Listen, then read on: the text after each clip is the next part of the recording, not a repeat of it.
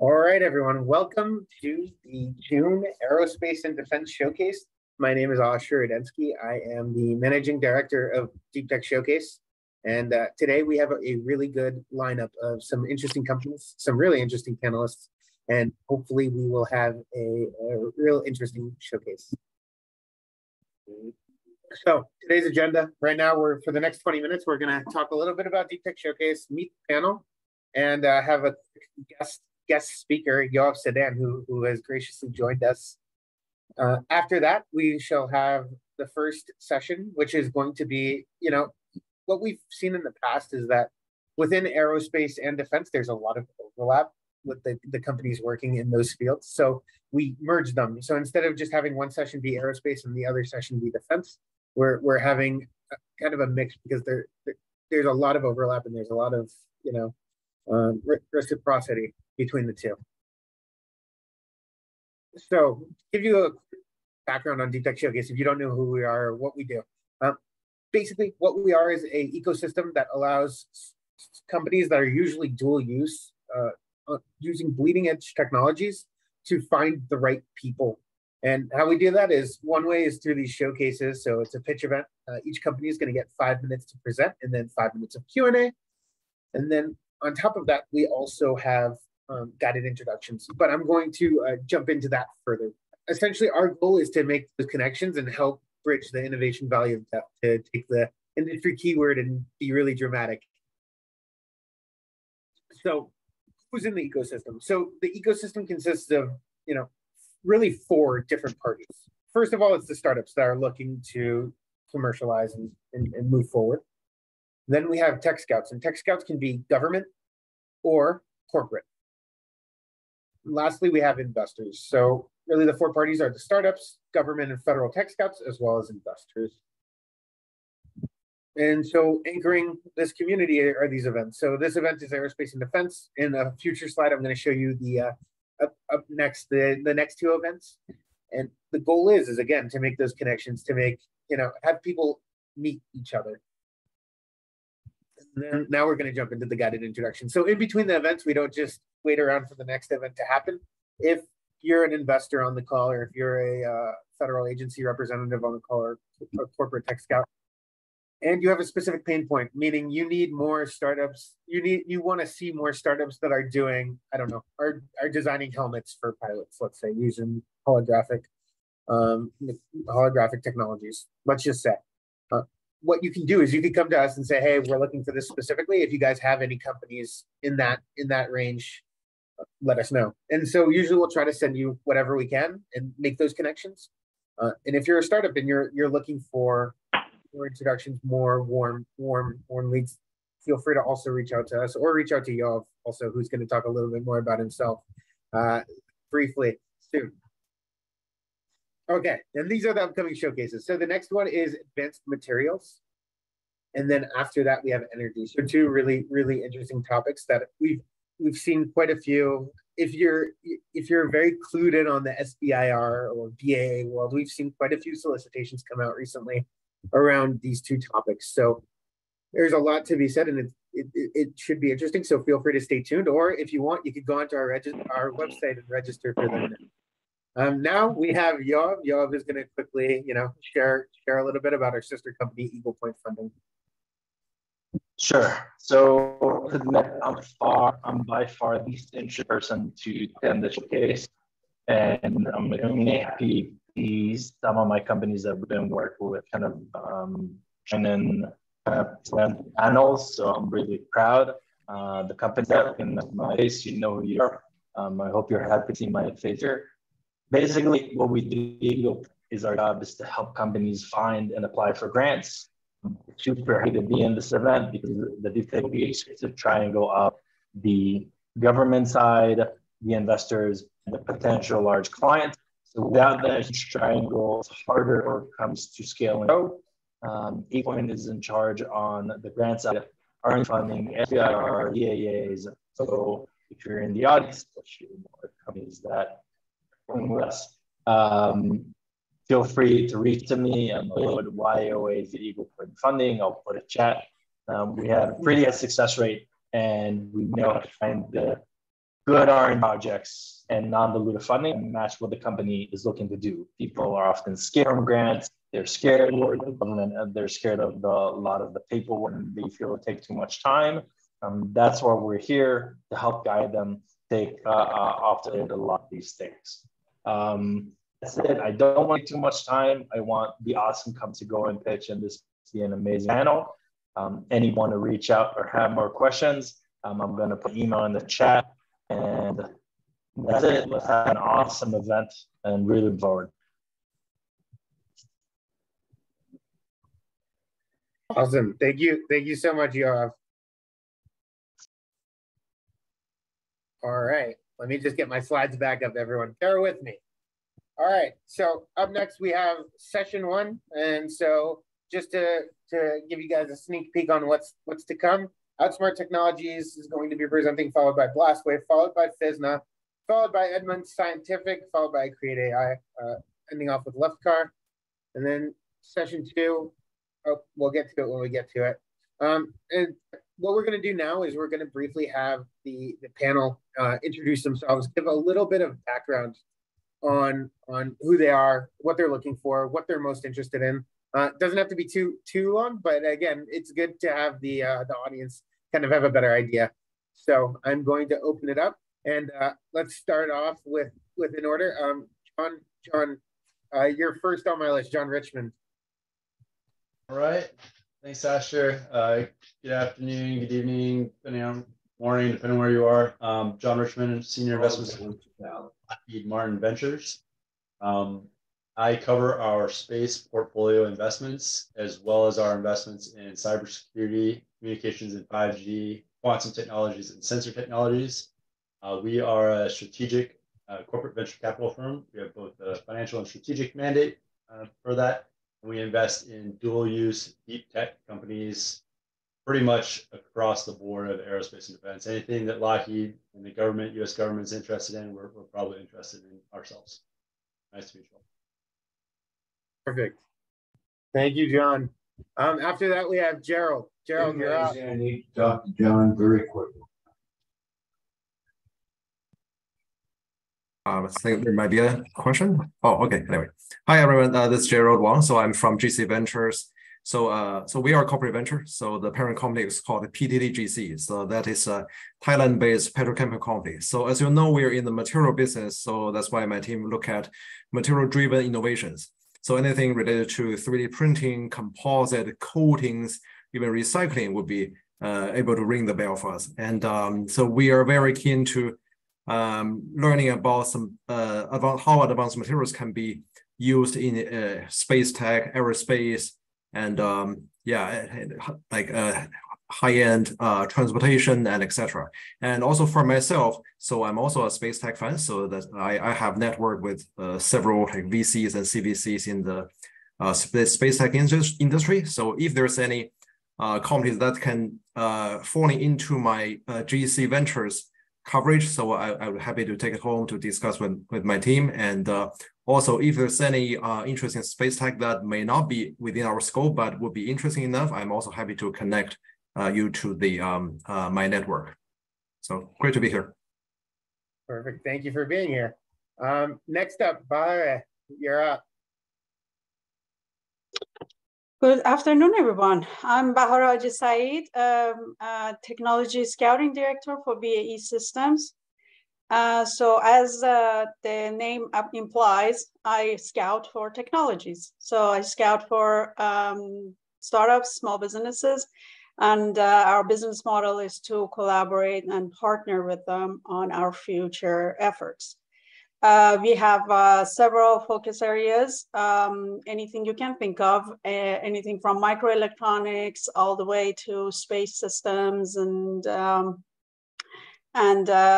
signal processing algorithms, all those cool stuff. So I look out for the technologies outside the BAE system to connect them to our internal folks. Great to be here, and thank you for inviting me. Absolutely. Thank you for being here. All right. Next up, Ryan Cross. You wanna go right ahead? Hey, thank you. Hey, my name is Ryan Cross. I am the 724th Special Tactics Group liaison here in the DC area. My main portfolio is looking at advanced tech for electronic warfare, small UASs, et cetera, to disrupt, degrade advanced weapon systems, adversarial advanced weapon systems. So always keeping an eye out for new things that could be a benefit, and looking forward to hearing what everyone has. Thank you. Perfect. Thank you for being here. Justin, you're up.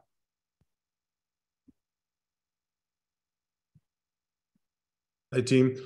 My name is Justin Kingsbury. I'm from TFC. We're a family office, mainly investor VC. We do everything from advanced materials to manufacturing. We've got 32,000 square feet of hardware rapid prototyping space attached to our VC. That's an incubator for hardware and hardware software integration companies. So excited to be here and see what everybody has. Absolutely. Happy to have you. All right, Mark Rosinski, you want to go right ahead? Yeah, sure. I'm Mark Rosinski. I'm the technical lead for the strategic sourcing team at General Dynamics Mission Systems. We're one of the 10 operating companies under General Dynamics Corporation. We're a system integrator and an OEM. We make technology that crawls the ocean floor and rides rockets out of the solar system and most things in between. So we're looking for partners that address gaps in our portfolio and can help us get to market and meet our customer requirements quicker and faster. Perfect. Perfect. Thank you for being here, Mark. All right. Next up is Ian. Ian Pierce, it's your turn.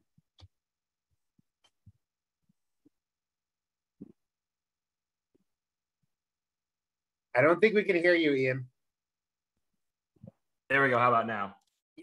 Yep, there we go. Sorry about that. Yep. But hey, thanks so much for letting me be here, guys. Staff Sergeant Pierce, 412th AMXS, Aircraft Maintenance Squadron, also working in the Innovation Cell under the maintenance group with a focus on ACE concepts. So miniaturization, dual use things to help our maintainers be safer, healthier, and deploy faster. Perfect. Intro. Thanks, man. Thank you. Thank you for being here. All right. Next up, we have Art Trevathan from AAL. Good afternoon. Yeah, we focus on providing non-dilutive capital to non-traditional solvers of Army problems. We've got some big focus areas as far as human performance, everything around the UXS/robotics type environment. And for more on what we do, you can take a look at aal.army.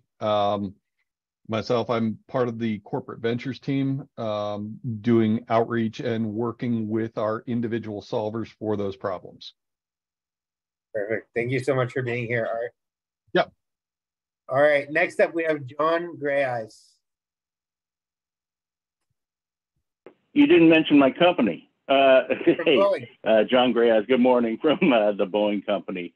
Yeah, I've supported our enterprise technology strategy team for about 15 years, looking at SBIR in particular and other R&D areas. So looking forward to see, and across the entire company, so not any one particular field. So looking forward to hear what you have to offer today.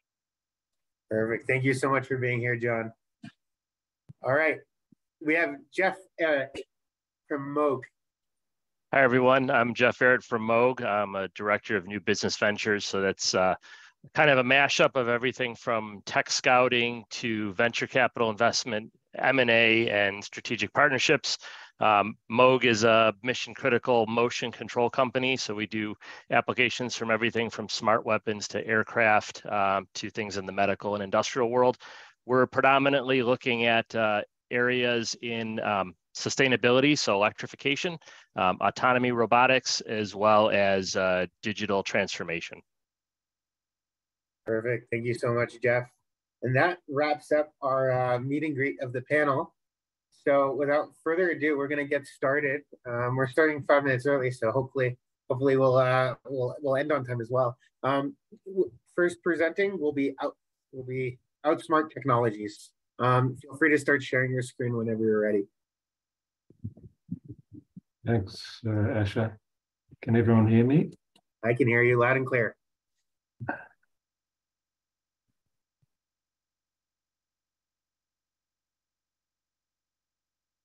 Can you see that? I can see it, but it's not in presentation mode on my there. Yeah, that's it. How's that? Yep. Oops. Okay, thanks everyone. Excuse for the light darkness here. It's just gone 1 o'clock in the morning where I am, so bear with me. I'm Selwyn Bajada. I'm the President and CEO of Outsmart Technologies. With the benefit of over 2 decades in the security industry, we commenced Outsmart several years ago to create a more holistic and intelligent security process and solution. And in doing so, we wanted to address some key problem areas in the industry we considered with the benefit of all our experience and hindsight. For the benefit of those listening not familiar with the existing security system of products, the vast majority are used in a siloed, standalone, independent manner. I'm speaking of alarms, cameras, doorbells, perimeter security fencing. But for us, we identified a couple of major problem areas, and I've listed them there. That systems leave everyone to fend for themselves. You or your property stand alone, unprotected and vulnerable. Alarm detection is all too late. In most cases, the crime is being perpetrated or has already happened. Alarm security systems that utilize remote services are both expensive and relatively ineffective in real time. And critically, one of the difficult problems we've encountered was false alarms, which continue to irritate users because of fines and authorities of police and guards. And according to the Urban Institute, it's between 90 and 99% of security calls to police, estimated to 14 million, end up being false. And finally, more relevantly to modern times, breach of privacy and security protections are ongoing. And only recently, there was the US Federal Trade Commission alleged Ring, the Amazon-owned doorbell, had undertaken illegal surveillance and failed to prevent hacking. Amazon, I hasten to add, disagreed with the claims, but it paid an expensive $33 million settlement figure. So these are problem areas which we wanted to address. And the best way to look at what the Outsmart security system is about is this is the application for a suburban neighborhood system. What we'd like to call is a community curtain of security, where we use geo-coordinated connected detectors and beacons to provide preemptive external detection and notification alerts to monitor threat levels. That can be at the home, it can be in the neighborhood, at work, and in the community. Now, these detectors and beacons provide immediate audible and sensory deterrence activation. And with our supervisory server, we send intelligent real-time information to users of our system via mobile phones and other connected devices. Here you'll see an example of just an application for a homeowner. Notifications that there's a threat pending. On the left, we see the home is in the blue circle there. Into the middle where there's a threat detected next door. And then finally, on the community, you see that a homeowner is notified that there is a pending threat coming from across the road. Here's the Outsmart corner detector in its prototype form. You can see there that we've attached it to the outside. It's quite unique in its form and shape and function, and quite discreet in where it's placed, because it is intended that it can be a DIY product as well. In terms of our beacons, we have external emergency alert Outsmart beacons.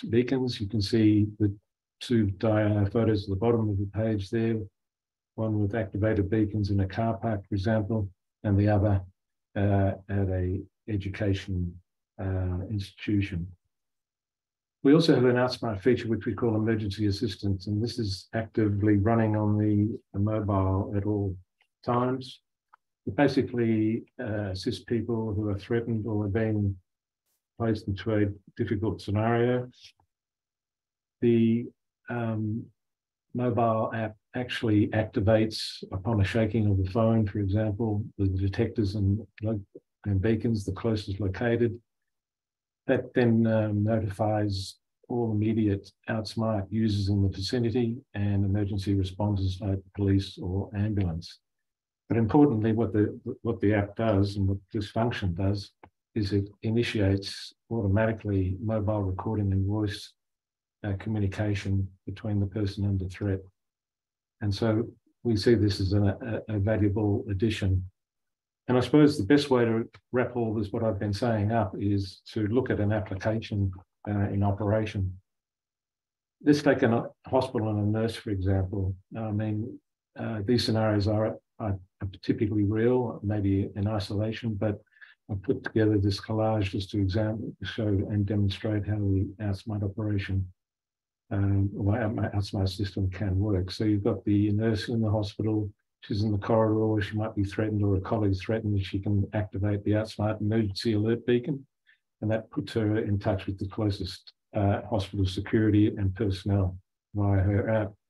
On her way home, she might have to go to the train station. She can activate the beacon if she feels threatened or feels uncomfortable about a situation. That puts her in touch with the security guards at the station, but also importantly, with any outsmart users who are nearby, who can come to her assistance. Our nurse then travels through the park, hopefully not alone, but it's a real situation throughout the world where persons are isolated for a moment in time. She can then activate her emergency assistance help me function. And as I said, this puts the closest outside smart beacons in activation mode and gives her the opportunity to communicate with the nearest responders. And finally, as she arrives home, she's also got the benefit of Outsmart Home, which is a layer of perimeter protection around her home, working 365 days, 24 hours, 7 by 7, 365 days a week. 8-second warning. Thank you. Yeah. So where can we use the Outsmart system? We can use it in home and business. We've got community safety network. You can list there. You can see for yourself, it's quite extensive.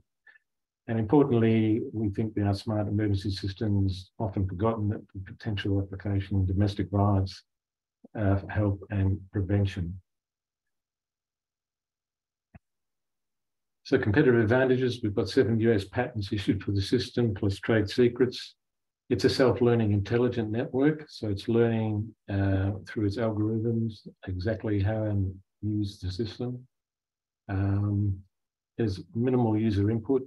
The system can be installed in an easy online fashion, which ranges from the design, the purchase, self-installation, system initiation, operational self-management, maintenance. You can take cross-border or cross-country transferability. As I've mentioned, it's independently operated. It's self-professional monitoring, and it's evidence gathering via CCTV, but in an automated fashion. The system for CCTV is controlled by our server. It's not controlled by users. And finally, we integrate with other existing securities and products. Where we see our business model as a cloud security platform, providing intelligent security for our smart users, security system providers, and other service providers. Colin, we should start wrapping it up soon. Yeah, we'll do. And finally, obviously, we provide either an Outsmart or a customized white solution for brand proposition enhancement with privacy and security protections. I mentioned our experience. This is just a product we successfully developed about 20 years ago. It was ultimately sold to Honeywell, and they took that product and successfully marketed it for 20 years. It was the world's first CCTV management system. And we've just shown you there a couple of the sites around the world where we operated. We also developed a digital recording system and also another CCTV system with cloud monitoring and cloud interface. So what are our road ahead for us? Our goals are channel partnerships and alliances, as well as value-adding investors. So thank you for the opportunity, and it's very quick, quite a lot to take in, but there is a video at our website. You can view that at www.outsmartapp.io. Alternatively, contact me at that email address. Thanks, Sasha. Thank you. All right, just so the panelists know, for anyone who hasn't been here, we'll usually call on panelists in order of hands raised. So if you have a question, feel free to raise your hand, and we shall get to them in order of hands raised. So feel free.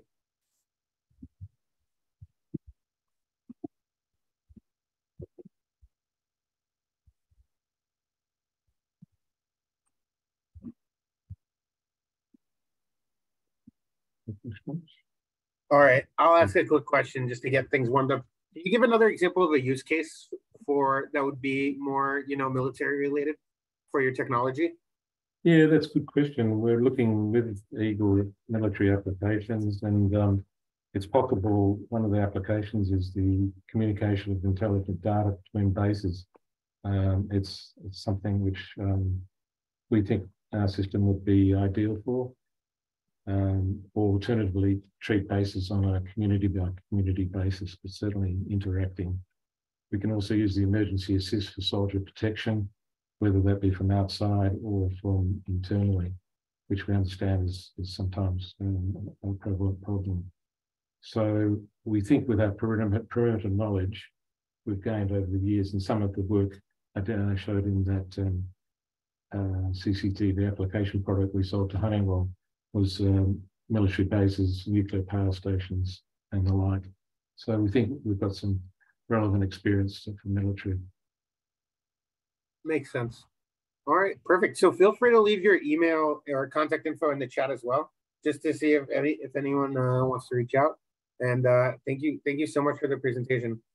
Thanks, everyone. I appreciate it. Thank you. Absolutely. Next up, we have Tom Sego from Blastwave. Tom, you're up. Great. All right. I'm Tom Sego, co-founder, CEO of Blastwave. And we're going to talk about protecting critical infrastructure. So let me see if you guys can see my screen. Yep, we can see it. All right, great.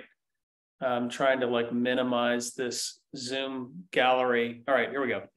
So I'm just going to go through the key points that hopefully you walk away with. First of all, we're the world's only software-defined perimeter that is peer-to-peer, targeted for operational technology. We also deliver almost half of the DoD Zero Trust mandate requirements. And the way we do that is require authorization and authentication to see anything. We limit lateral movement. We also protect unpatchable systems.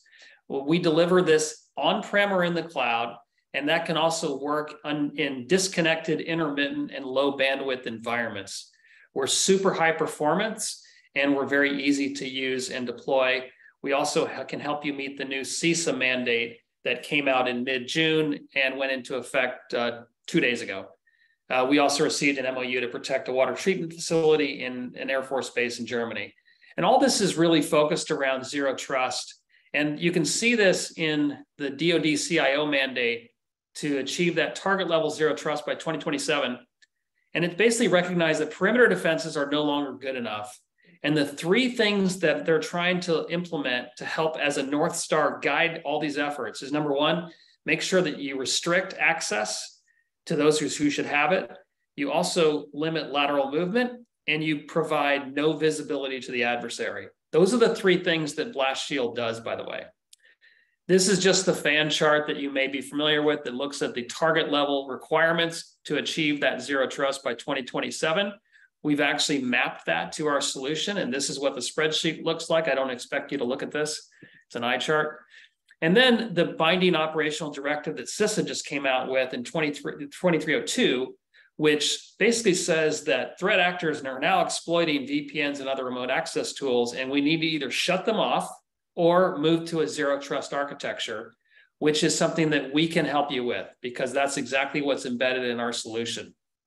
I mentioned we're the world's only peer-to-peer software-defined perimeter for OT environments. So we start with this foundation. SDPs have never been successfully attacked. And there's not a lot of architectures that can make that statement. That's the starting point that our solution builds upon. Then we add a peer-to-peer component that adds resilience and performance. Then we add on top of that phishing-resistant MFA that does not include usernames and passwords, which are a big problem. Users hate them, and it's also a huge attack vector. We make it drag and drop simple. And then we also enable APIs upstream for Active Directory and downstream for your SIM. So it's all part of an integrated security package. So the three things that we deliver, number one, are asymmetric visibility. This is what I call it. And it's really, if you're authenticated and authorized, you can see perfectly. You can access what you need to access. If you're an adversary, you see nothing.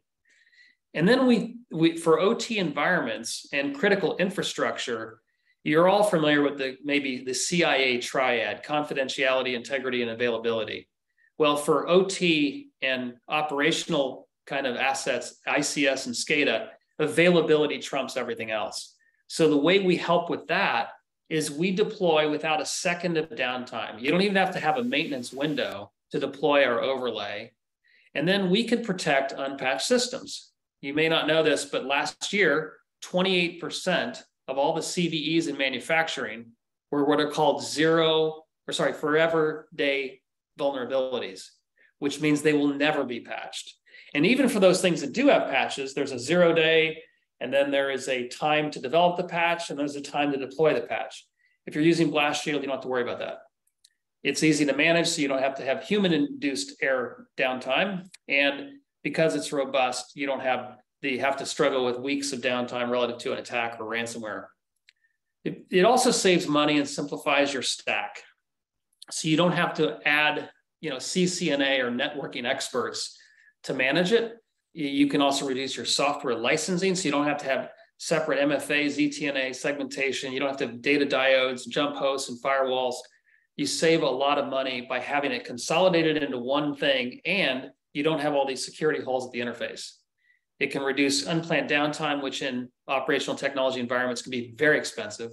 You can also reduce your insurance premiums, and network noise can be reduced. So you don't have to, say, upgrade from a Palo Alto 3 series to a Palo Alto 5 series firewall because you're getting all this chatter between all these network devices. So here's how we do it. We have two components that form a handshake. One is either a FIDO2 compliant key or a mobile authenticator, and you authenticate like you would with Apple Pay. So it's convenient and it's more secure. You've got three factors. You've got a rotating QR code. It's one-time use only. You've got the private key that's stored on the secure enclave of your phone, and you have your biometric. Those interact with host agents, which can be loaded on any modern operating system, or gateway appliances that can protect those OT assets that may be running Windows 98 or something like that. The orchestrator manages the keys. It also manages the groups and policies. And at the end of all this, what you get is a single unified fabric that allows people from anywhere on the planet to access those resources anywhere on the planet. So public SaaS apps like Office 365, your cloud apps that may be running in Azure or GCP on-prem hosts, and as well as OT and IoT devices. So let me walk through two quick use cases. One's a ship, where you could actually have people remotely accessing, managing, or gathering data from certain components and not being able to see others. You also can do this with drones, which have to oftentimes move in bandwidth constrained environments or roaming across different networks. And you have pilots who may be using a cloud hosted management platform and simulations and analytics that you need to run from that. So that's the pitch. Obviously there's a lot more that I could talk about, but I figure what we should do, if anyone's interested in this, we can talk about specific use cases and how to get started.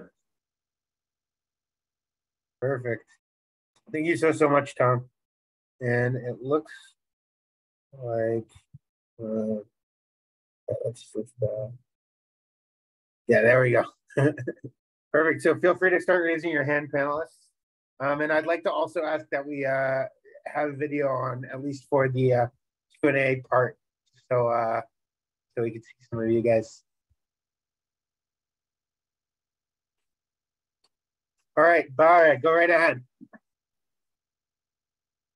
Hi, Tom. Thank you. This was great. I'm not an expert in this area at all, but I was just curious about your last slide that you showed. So your software goes on all the devices within the network. Is that the case? So we can load agents on 3 different distros of Linux or Mac or Windows OSs or Android or IoT or iOS devices.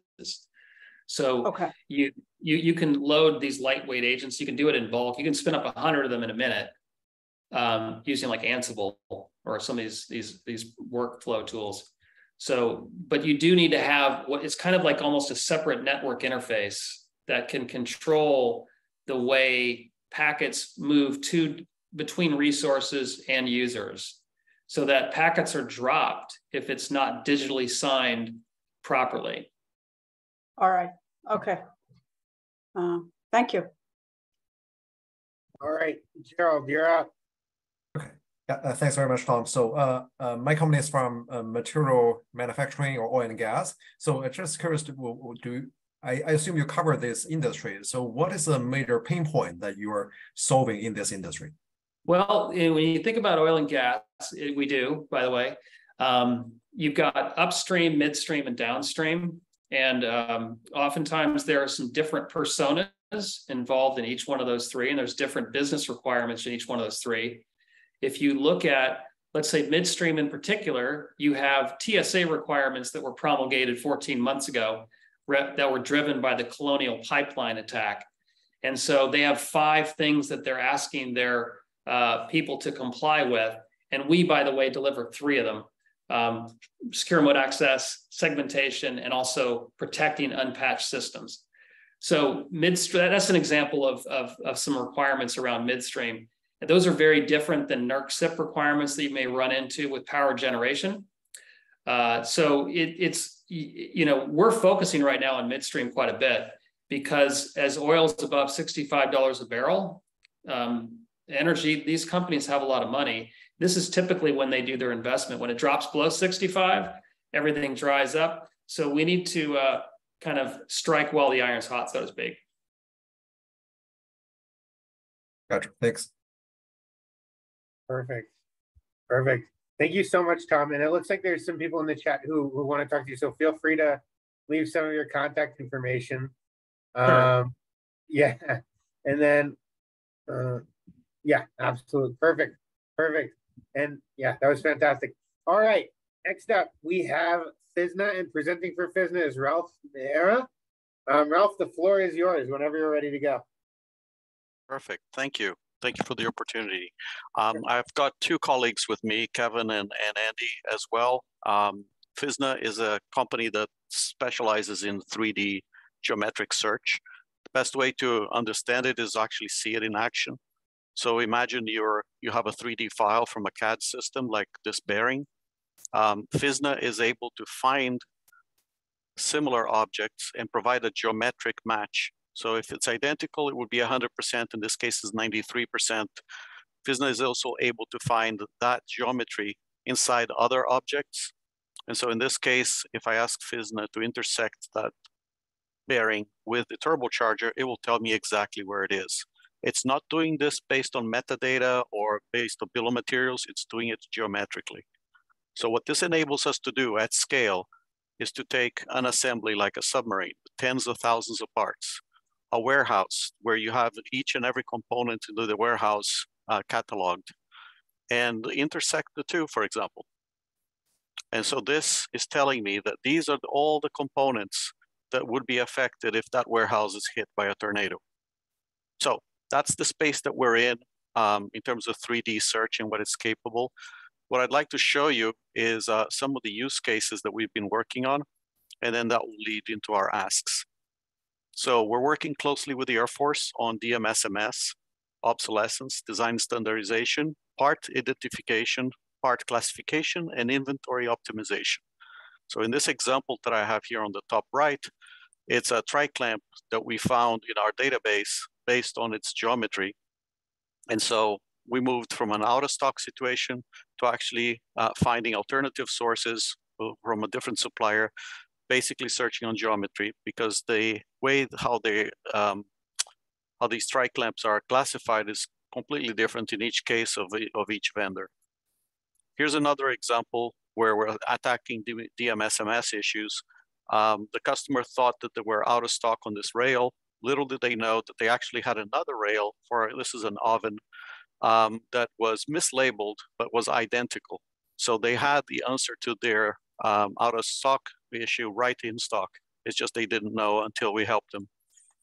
This is a case with the Air Force where they were looking for a shouldered washer, $20. I took the measurements, reverse engineered a quick model, and then using the model and my 3D search engine, I was able to search, literally drag and drop, and search for that model. And I found exactly what I needed, a 10-cent part.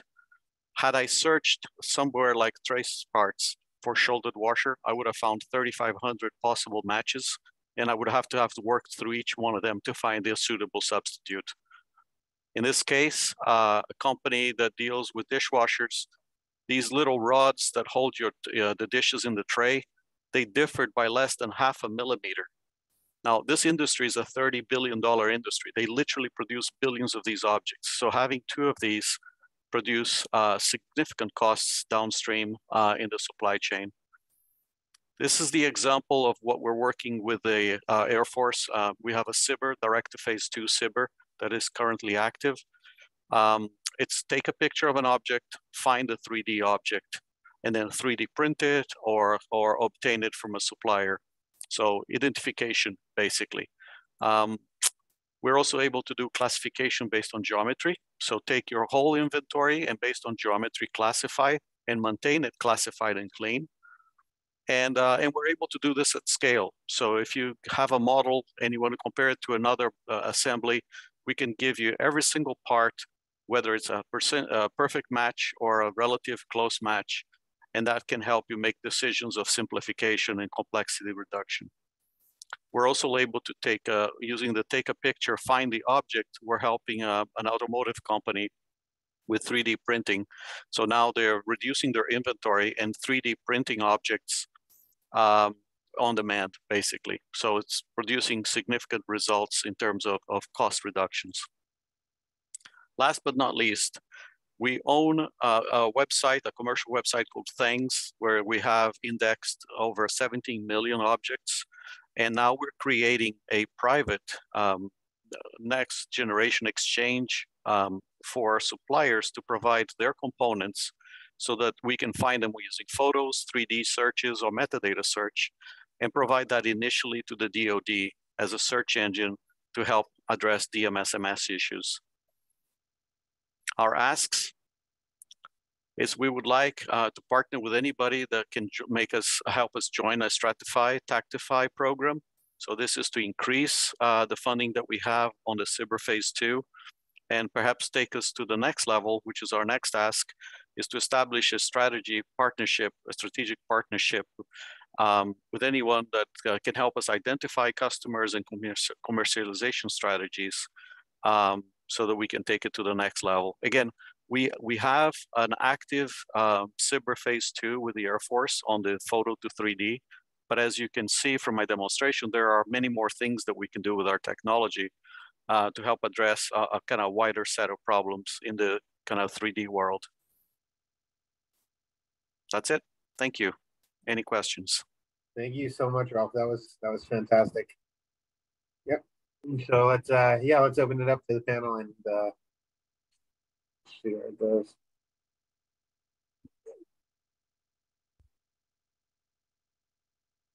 I guess I'll ask one while they're warming up. Oh, there you go, John. Right ahead. You can go before me. Ralph, that's pretty interesting. I like the picture, the 3D image to the 3D print. What's the business model? How will you monetize that? Right now, it's interesting. I was just working on a proposal for the next phase. The idea is we charge annual subscription. It's a software as a service solution. And and so we're going to help with some professional services to deploy the solution to certain factories of theirs. And this is a large automotive company. And the idea is people in the field, it's the factory that I'm thinking of, the initial one is a mile by a mile. So we're going to be helping individuals find objects that are on the floor, identify them, and then if it's in the 3D database, 3D print them right there and then. So the use case is significant because these machines, when they're down, it can be millions of dollars of cost on a daily basis for not producing. And it's simple enough as well, because we're not talking about the actual physical, confidential parts of this automotive company. We're talking about the jigs and fixtures and things that, from things that help produce the end product. It's amazing, parts of robots, for example. It's just amazing how many of these break on a frequent basis, need to be replaced, and the average engineer or person on the floor doesn't know what that part is in their hands. Sorry, it's kind of a long answer. Yeah, that makes sense. I figured it was going to be SaaS. And that makes sense for that target market. I could see there would be some customer segment that use it kind of infrequently as a novelty. Maybe individual customers want to replace a bowl in their house, right? And they take a picture and they send it to a local 3D print shop, and a bowl shows up that matches their set. Yeah, this is I mentioned kind of en passant, but Thanks.com has over 17 million objects. If you ask for a certain object, you can find that we have already established partnerships with Trace Parts, McMaster, and so we're going to make it really easy for you to scan or photograph an object and find it in our database. Very cool. Perfect. Jeff, you're up. Jeff. I'll make it quick. Just a simple question. So how do you rectify that? You have a picture of a part and you think it looks like another part, but one's made out of titanium, one's made out of plastic. And so it's the metadata. There's 3 legs to the stool: metadata, the picture, and the 3D geometry. So once you zero in on an object based on its geometry or starting from a picture, you do have to look at the metadata to be able to ascertain if it's the right thing that you're looking at. So if I look, for example, for a bolt that like this one here, this bolt, it comes with a lot of metadata. I know it's made out of steel. I know it's not in stock. So I can ask the question of the system, are there other similar bolts? And for each one of those, there's a geometric match, but then there's all the additional metadata that I kind of need to close in and filter by. So if I'm looking for something that's out of titanium and that, yes, it's in stock, now I'm down to this option, which is a 96% fit, because one has a plus sign on top of it, the other one does not. But a cognitive engineer from the Air Force would be able to say, this is a minimum change. I can use this bolt and get my Humvee back into action, for example. Does that impact qualification of the design when the end user swapping items? It can. There's my colleague on the phone, perhaps we can help a little bit more, but there's a terminology that escapes me where for a limited amount of time, a cognitive engineer can say, you can use this part just to get out of a bind. Okay. All right. Thank you. You're welcome. Perfect. Last question, Gerald, you're up. Okay. Yeah, thanks very much. So one quick question. So do you provide some analysis on the cost comparison or even the carbon footprint comparison for different parts? Oh, I love that question. Yes. So when we search for example, I'll use the bolt again.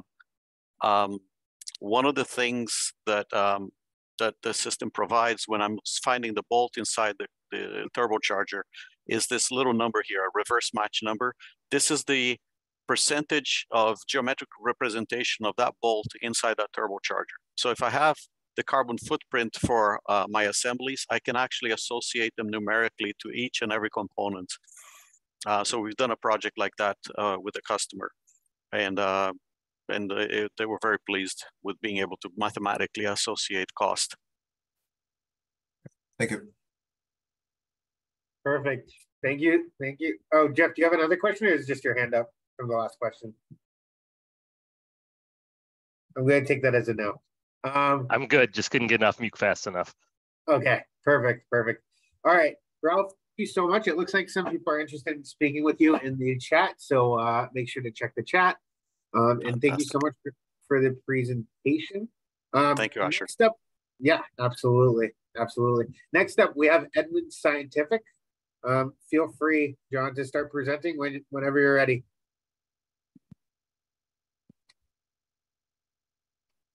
Hello, everyone. I'm John Patel with Edmund Scientific. I'm the founder, CEO, and thank you for being able to present at the Deep Tech. We're going to talk about breakthrough in free space optical laser communications that's able to pass through clouds, precipitation, and atmospheric turbulence with minimal attenuation. The advantage here is it goes through clouds and precipitation more than just atmospheric turbulence. It's based on computational photonics that uses a structured laser beam to provide high-speed communications with less complexity and less cost from current methods. The core technology is, we call it light with a twist. It's a structured light that creates a two-channel pulse that's able to propagate cleanly. I'll talk about the physics in a moment. Channel 1 is used for the communications payload with low refractivity in the channel. Channel 2 is used for correct mitigating atmospheric distortions. Due to the fact that it's a laser, it's got a capability to go up to terabyte per second satellite to ground transmission. And as I mentioned, it's a significant improvement over adaptive optics that use deformable lenses and deformable mirrors from the current solution. The physics and the experimental lab results. The filament produces a shock wave that clears water vapor, droplets, particulates from the region, creating a channel 2. You can see here it's the outer core. That shock wave also interacts at the center of the pulse, creating a lower index of refraction, creating a clear channel 1 for information. The physical interactions also create a smooth refractive index profile, which allows prediction of performance much easier, so that if you do incorporate adaptive optics with it, it makes it easier to incorporate. These results were done in a lab already. We'd estimate the technology at TRL3, and it was just done in a cloud chamber last year. The cloud chamber is here, lab results with water vapor, condensate, and we were able to achieve these relative enhancement factors between refractive index. Our estimates based on the system design that would reduce expensive cost by more than a factor of 10, like a factor of 10 to 20 over current methods. Where are we? Product development roadmap. So we have a business track across the top and a technology track across the bottom. We've recruited the foundational team. I'll introduce them in a moment. We're generating traction based upon the technology and advertising. We'll then be looking to secure tier 1 commercialization partners and optimize the design as we move further on. We've got a 24-month timeline to get to a field prototype on a field tower test. And you can see where we're talking about doing model development to a engineering model, advanced engineering model, advanced development model, breadboard components and stuff like this. The team that I'm going to introduce is pretty well versed in development. The red dashed lines correspond to the matching it between the business and the technology tracks. Who is the foundational team that we have? We've got myself, and I'm an engineer physicist. I've been doing DoD R&D for over 35 years. Edmund Scientific last year booked $6.5 million in DoD R&D. We've got $8.5 million we're going to book this year in the product service codes AZ11, AJ11, and 12, which are basic and applied research. I'm a former Navy pilot, flight test engineer, weapon systems test engineer pilot. We've got Dr. Musa Gom. He's a PhD senior researcher in ultrafast lasers and optical communications. He's a faculty member at Rensselaer Polytechnic at the Center for Ultrafast Optical Sciences. And previously, he was an optical research scientist at Corning Fiberglass and Institute for Defense Analysis. With me also on the call is Jim Mazie. He's got 50 years as an S&T director and engineer of commercial satellite systems, Earth Station Technology and Distributed Space Networks, Air Force, L3 Harris Communications, ComSat, and Booz Allen. And I also have on the call Peter Malcolm, our business unit director, with 38 years experience in satellite technology, vice president engineering operations of satellite comms, ComSat, Viasat, Global, Stratos Global, and Globecom. Where are we in generating traction? We've got a phase 1 SBIR that's finishing up from NGIA. And what we're doing is we're doing publicity announcements, which we're giving you a demonstration of. We've got over 12,000 people we distribute on our satellite SATCOM distribution. We've got a 15% open rate, a 2% click-through rate. And you can see there's interest in NOAA. We've got NOAA NESDIS, satellite operations, NOAA, and a bunch of the Army centers down here. And these are the people that get to click through and start asking for more information. We're submitting an NSF SBIR next month. It's in draft stage right now. And we're also able to leverage our existing DoD Army Research Lab. Art on the call may be familiar with it from AAL. It's the scientific services program with Army Research Lab. It's a $50 million sole source IDIQ to Edmund Scientific alone to perform RDT&E for the Army and DoD. We're able to find Army sponsors and DoD sponsors and work in that vehicle to develop the technology and partner. We're also going to continue to look for SBIRs with SDA, NRO, NASA, NOAA. And last but not least, we're looking to explore partnerships with satellite operators, SATCOM systems integrators to be able to advance the technology and find that commercialization partner. With that, I went through kind of quickly. We can answer questions. My contact information is on the slide, as well as Pete Malcolm's, and Jim Mazie is on the line also. Any questions?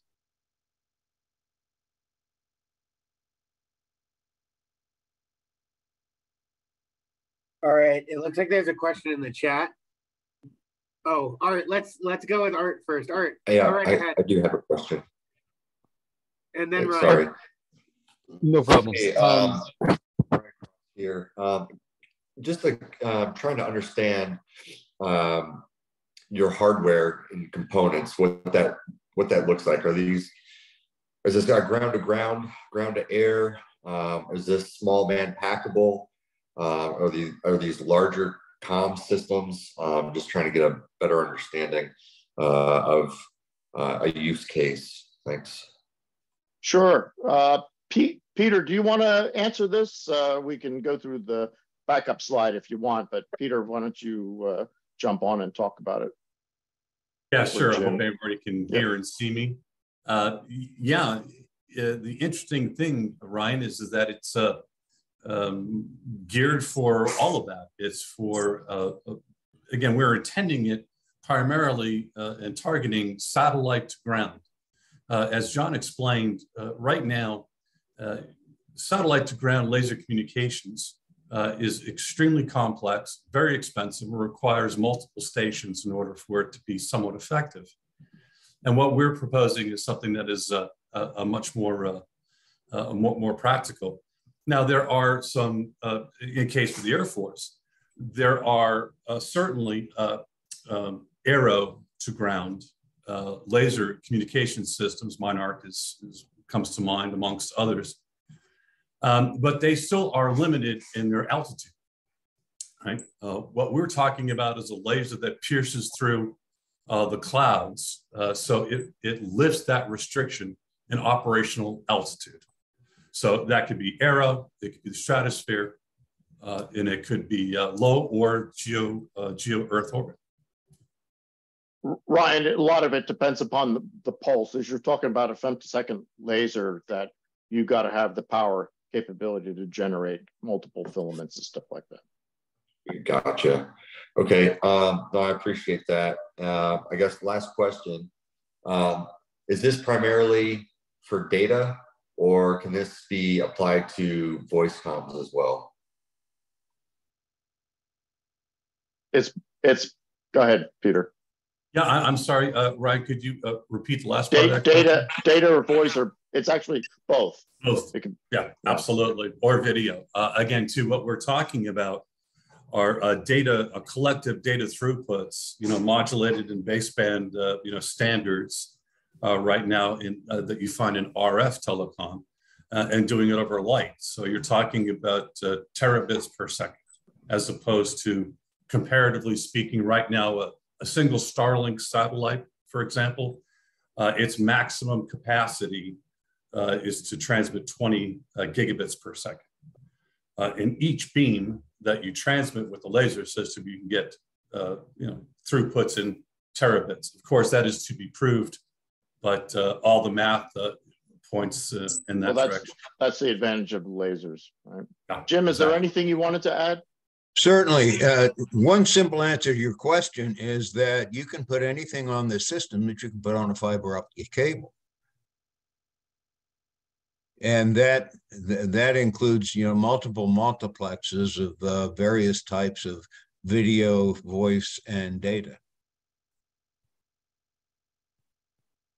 Okay, great. Well, that helps a lot. I really appreciate that. I'd definitely like to push this up to my unit, and hopefully we can set up something here in the near future, some type of comms between us, and see what we might be able to do together. Appreciate it. Thank you. Thank you. Perfect. Art, you're up.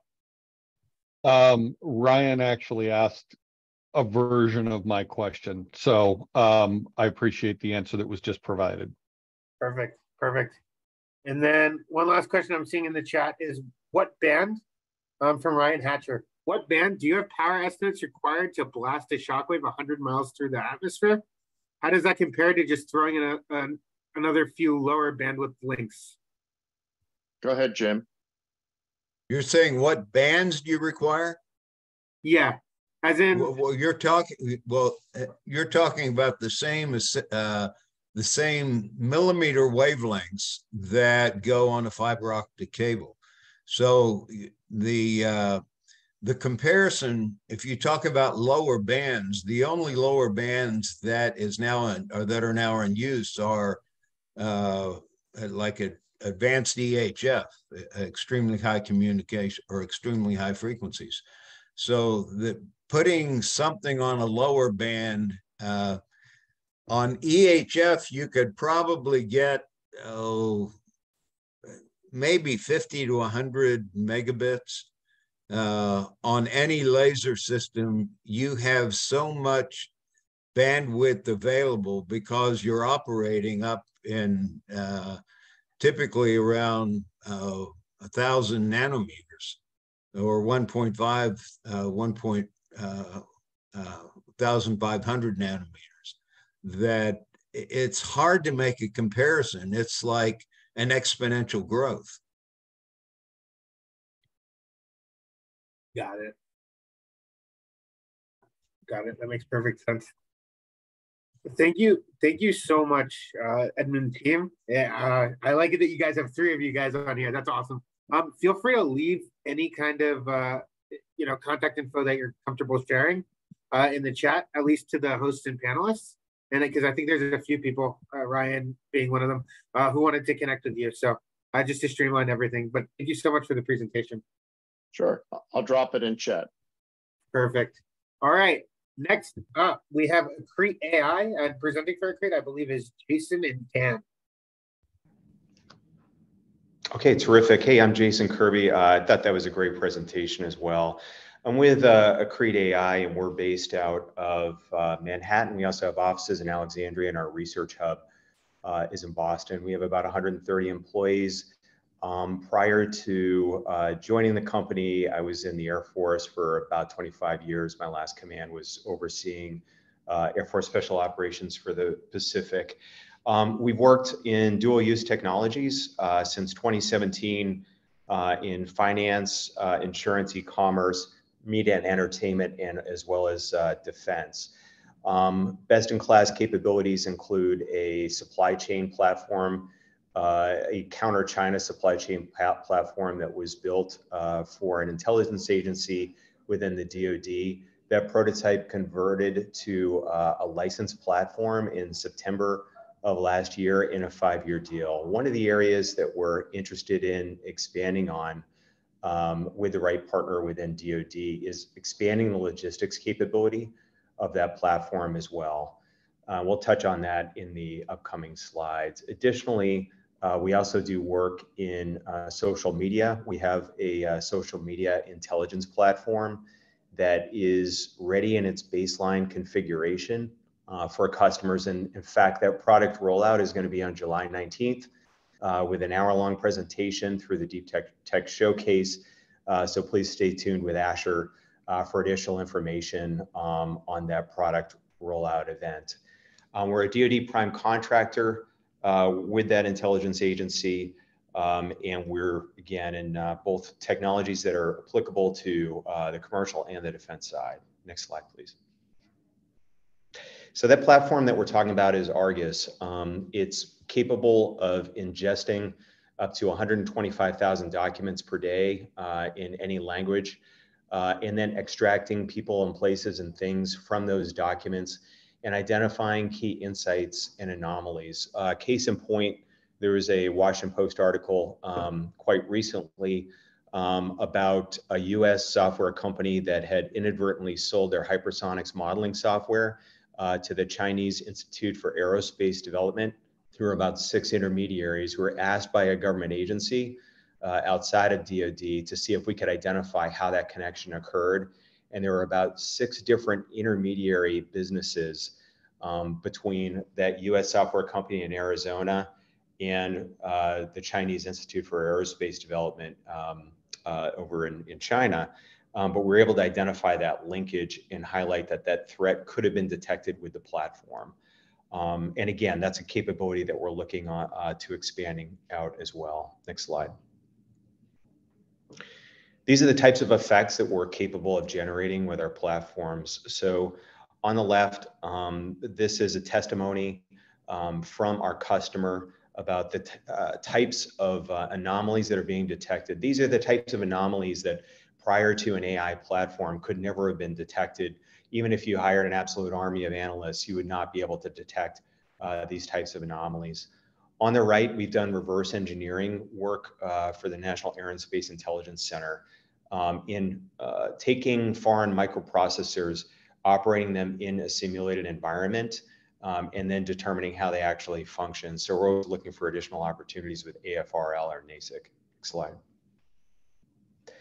The 4 principal areas that we conduct our work in, the upper left-hand corner with the supply chain, which obviously segues to the upper right into the logistics capability. So integrating additional data sets, understanding your requirements, and how we can help you identify threats to your supply chains and mitigate them before there's a disruption to your supply. That's a key area of growth that we see we can have a dramatic effect. With the social media intelligence platform, we've been working very closely with US Special Operations across all 4 of these use cases. In the past 2 months, we've been awarded 5 SBIRs. So that's a total of 4 phase 1 SBIRs and then 1 phase 2 SBIR. But again, that does not address all the capabilities that we would like to expand into. The social media intelligence platform is capable of detecting misinformation, tracing it back to its source, tracking key narratives, and identifying threats in near real time. So all these capabilities, you're essentially creating an AI agent that's operating on your behalf, making your job easier, and you just check in on it, or it sends you notifications when it identifies anomalies that it thinks are of value to you. And lastly, with that reverse engineering use case in the bottom right, again, that's microprocessor work, but we're now expanding that into reverse engineering of obsolete parts, and we are looking for a phase 2 sponsor for that as well. Next slide.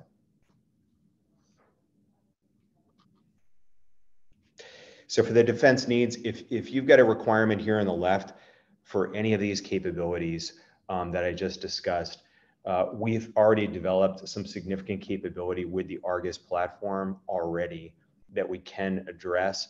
And the system is rapidly, its capabilities are being rapidly expanded month by month. So we absolutely would be happy to give a demonstration, show you the platform in real time, try out the platform yourself and see what key insights you're able to identify, and then look to expand the capabilities of the platform with you. Okay. Okay, so in summary, we've got an open phase 2 SIBR for social media intelligence. If that's a capability, if you're doing any information operations or you just want to understand the information environment, there is no other capability like this on the market that operates in near real time. We'd be happy to show you that capability. And our key core strength with open source information is on document processing at a very high volume and identifying those anomalies. So supply chain and logistics as well. That concludes everything I wanted to present today. So I'd certainly be happy to take any questions that you might have. Thank you so much, Jason and Dan. All right, yeah, let's open it up to chat. Otherwise,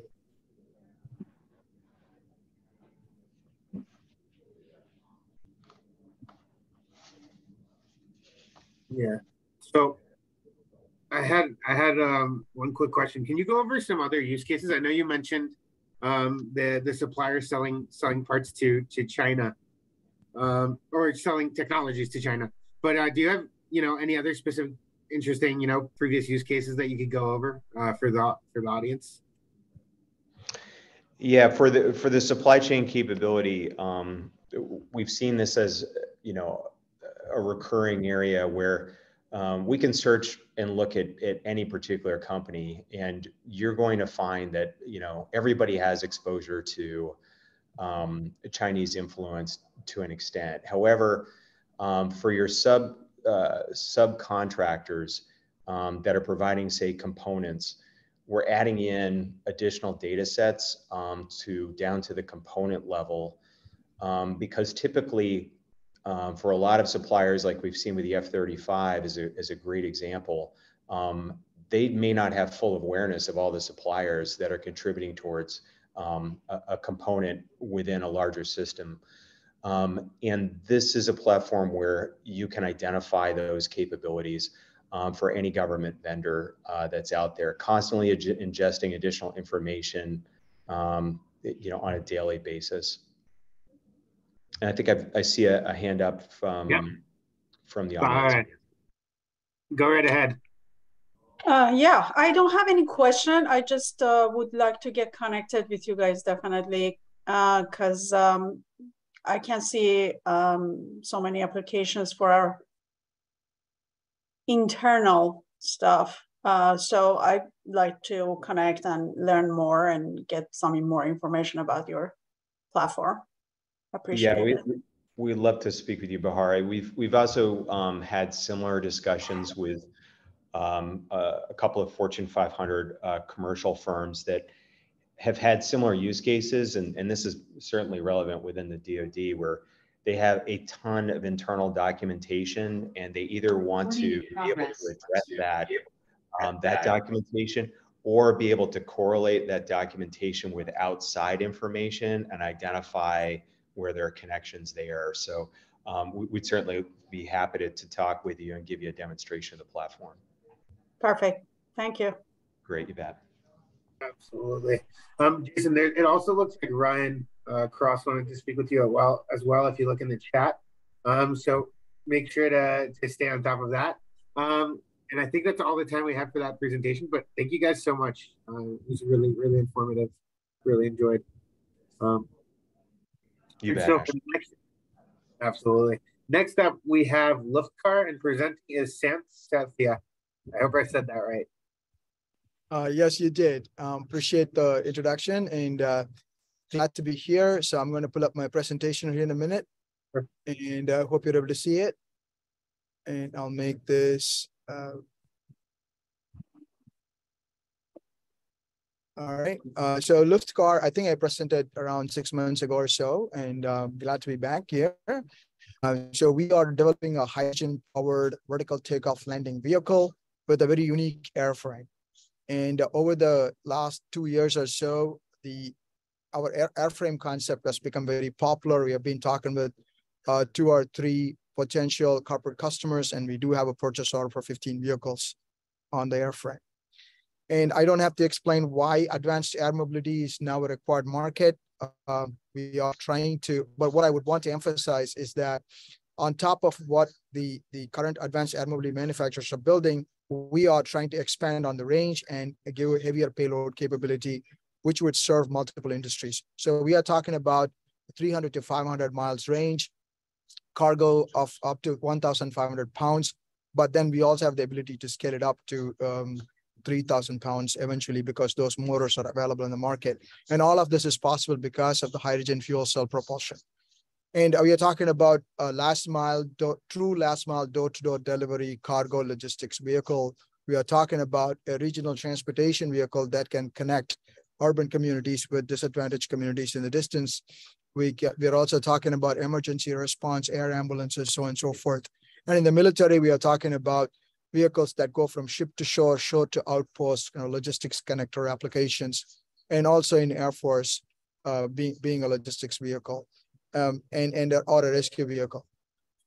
Having said that, I want to quickly show the video, which is talking about our general vehicle architecture. The inspiration is V-22 Osprey. We are working on tilt rotors and tilt wings licensed from NASA. And there are going to be 6 propellers based on recommendation from FAA.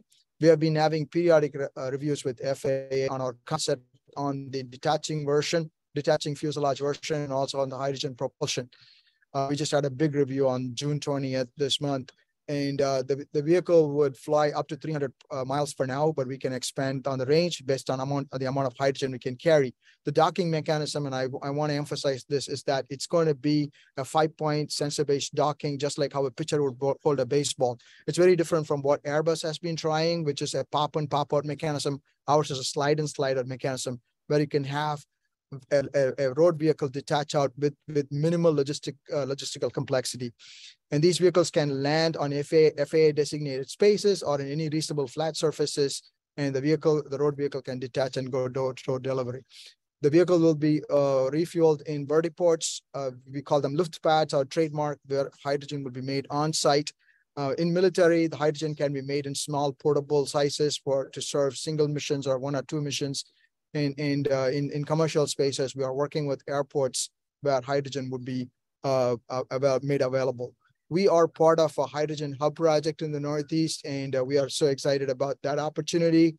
And we have an MOU signed with NYSERDA. We have an MOU with the National Renewables Lab and with Bosch Aviation, and now recently an MOU with a very large truck company, or the world's largest truck company, to be an off-taker for our hydrogen infrastructure project. And also we have an agreement with with Toyota on using their hydrogen fuel cell propulsion. Right now, I'm in Houston talking about the hydrogen aviation part, and we are seeing a lot of excitement in this business. So our vehicle, like I said before, is a modular design. The docking concept is our IP, and the range is 300 miles, 1,500 pounds payload.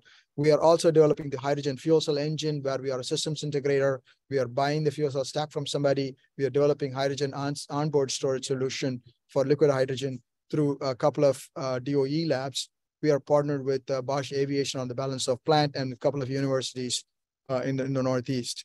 So we're doing 3 things. We are doing the vehicle, we're doing the hydrogen engine, we're also doing the infrastructure. We got to do all of these 3 so that we can get them to market and we can be very sustainable. We are given a sustainable transportation solution and a cargo distribution solution.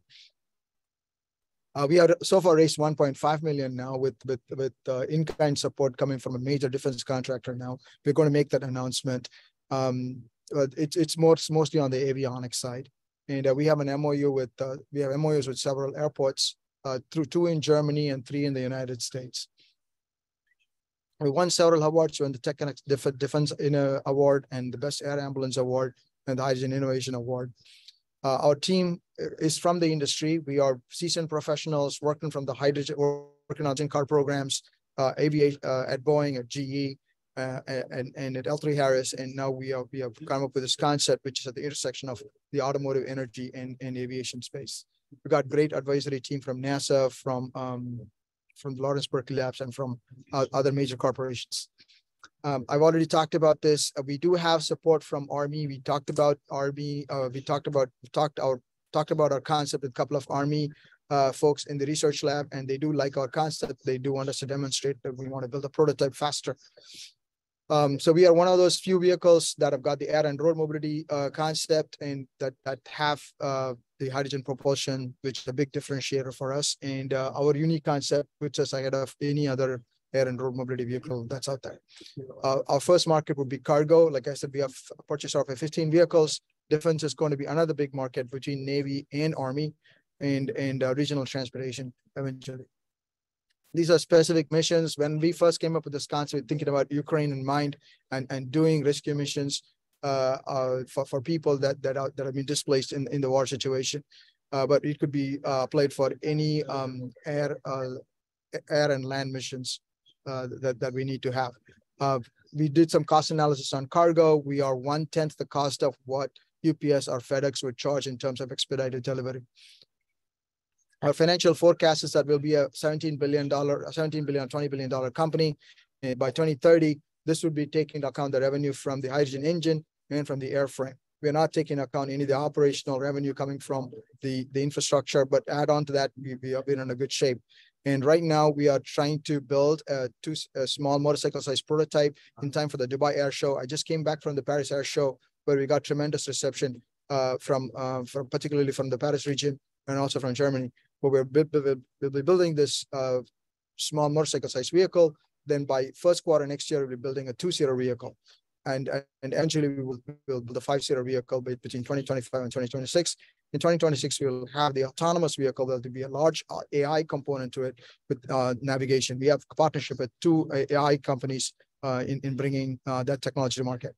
So right now we are trying to raise 10 million seed capital, and out of that 10 million, 3 million is something that we're trying to raise between now and July to support our first prototype, the first 2 prototype developments. This is our hydrogen hub project in Northeast, where we are building one hydrogen hub in Hartford, Connecticut. It's a disadvantaged community, but this is where the lift cars will land and take off. We also have plans to build lift cars in Bridgeport, Connecticut, which is another disadvantaged community, bringing jobs out there. This is another, we are conversation with Singapore in providing logistical support between those islands, and it will also play a big role in defense region. We are in conversations with in Abu Dhabi as well to provide connectivity between different cities in UAE.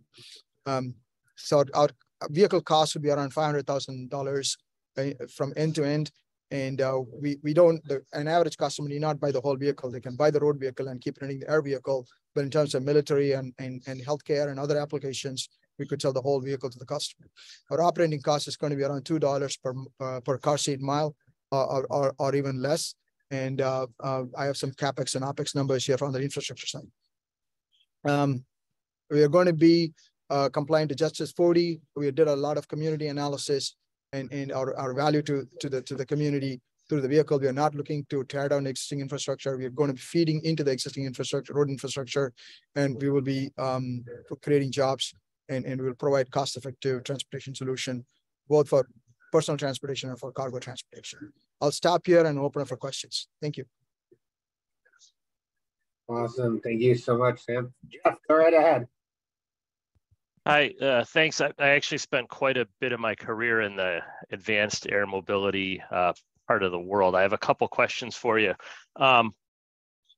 What is your view on type certification, given that you're going to have to certify a vehicle both with the FAA and probably the Highway Transportation Administration, and they don't really know how to certify either of those just yet?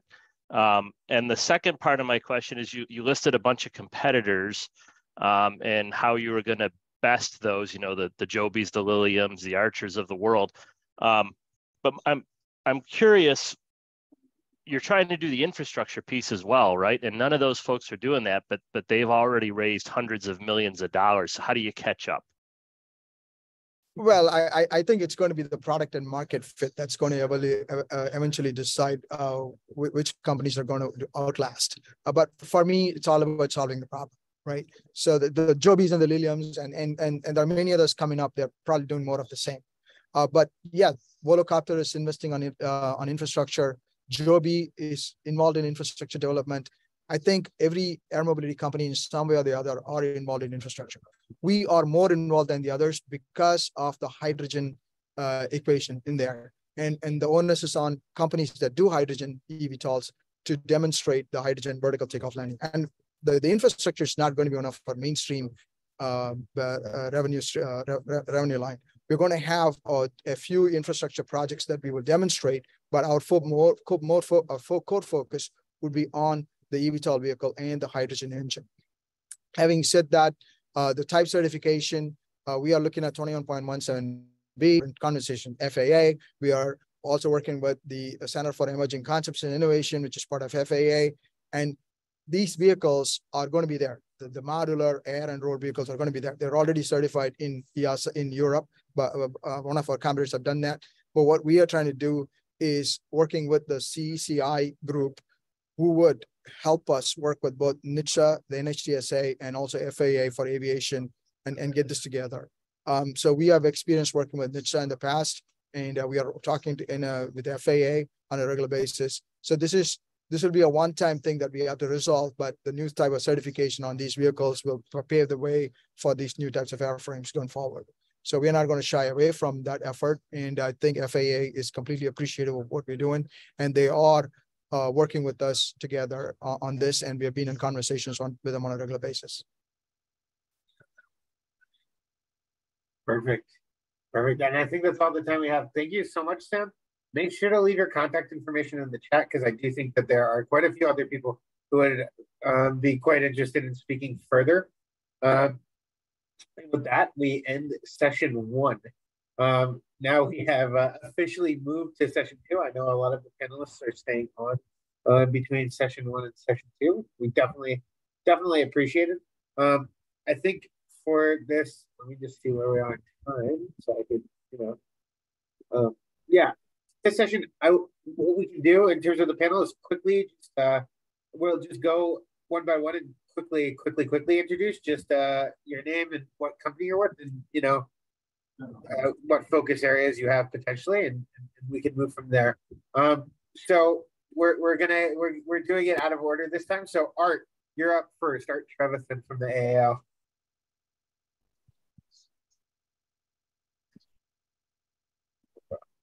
Trying to come off mute. It's taking double clicks. And let me come off of blank. Good afternoon, Art Trevisan from Army Applications Lab, part of Army Futures Command. We specifically focus on solving problems that the warfighter has with non-dilutive capital in terms of research and development. A lot of our areas of focus tend to be in the contested logistics, UXS, does it fly, crawl, swim, how do you support it, type of environment. Certainly interested to hear the presentations today. Thank you. Thank you so much, Art. Next up is Bahara from BAE Systems. Sure. Hi, everyone.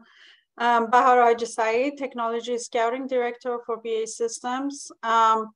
So as the name implies, I scout for technologies and small businesses and startups, and with the business model in mind that it's for collaboration and partnership. We focus on several areas, including space systems, electronic systems, microelectronics, algorithms, software and hardware, also sensors and anything you can think of. So we cover everything basically. So glad to be here and excited to hear from you guys. Perfect. Thank you so much, Bahara. All right. Next up, we have Justin Kingsbury. Although I don't know if he's still on. I think Justin might have stepped out. All right. Next up, we have Mark Rosinski from General Dynamics. Mark, you want to give a quick hello? Sure. Mark Rosinski, technical lead for strategic sourcing at General Dynamics Mission Systems. Looking for technologies that help us fill our roadmap gaps and meet our customer requirements. Perfect. Perfect. Thank you so much. Next up, we have Daniel Fournier.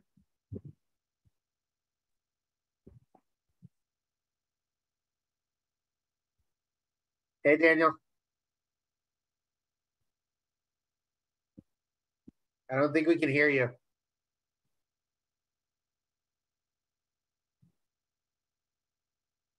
Daniel, we're gonna swing back around to you if that's okay. Just let us know when your audio is working. All right, next up we have Gabe Arrington.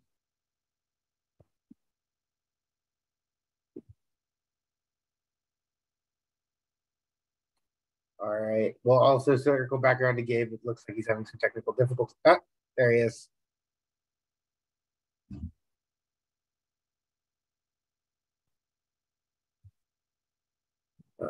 Okay, that's fine. All right, Peter Chu, you wanna quickly introduce yourself? Yeah, sure thing. Yeah, this is Peter Chu, Colonel Peter Chu. I go by Sticks. So I work for the Air Force PEO C3PM, or Command Control Communications PEO, formerly known as the Chief Architect of the office. I'm a reservist, temporarily helping them out, and my main objective is to help develop and modernize the communications infrastructure for JATC to ABMS, and all those type of things. And in addition to that, what I do is also help scout out new technology that could be brought into the DoD to be able to aid in our attempt to connect all the sensors to all the shooters. Perfect. Thank you so much for joining us. And from the Boeing company, we have John Greyeyes. If you want to quickly introduce yourself, John. Thank you, Asher, for mentioning my company. Yeah, so thank you for inviting me. I've been working in supporting Boeing's Technology Strategy Group, SBIR group, from the Small Business Office for about 15 years. So thank you for having me. Absolutely. Thank you for being here. Ryan Cross, you want to quickly reintroduce yourself one more time? Sure. Hey, Ryan Cross here. I'm with the 724 Special Tactics Group. I'm their liaison officer here in the DC area. My main portfolio is advanced tech, new tech development that within the electronic warfare, communications, and small UAS areas. Thanks. Okay. Thank you for being here. All right, Noah Feingold. You want to quickly introduce yourself? Sure. I'm over at Stellar Ventures. We're an early stage space and aerospace investor, primarily focused on seed stage, but more flexible than that. We have a number of primarily space investments, but we have some interesting defense investments as well. And yeah, happy to be here. See the cool companies participating. Happy to have you. All right, next up is Benjamin Zaytoun. I think I can't hear you so well, Benjamin. It might be a mic. All right. There you go. Hey everybody, thanks for the invite, Asher, and the Deep Tech Challenge team. Basically, like Noah said, we're the same. We're an early stage venture fund. We focus on deep tech with a particular interest in aerospace and defense. Have been investing in 10 startups so far in the last 18 months, and we'll continue to do so at pre-seed and seed. All right, perfect. Thank you so much for being here. All right, and I know there's a few more people joining the session, and if I didn't get to you, feel free before the next Q&A, raise your hand, and we'll allow you to quickly introduce yourself. But with further ado, we're going to have the first presentation of the second session. Chumley Technologies, feel free to start sharing your screen whenever you're ready to go.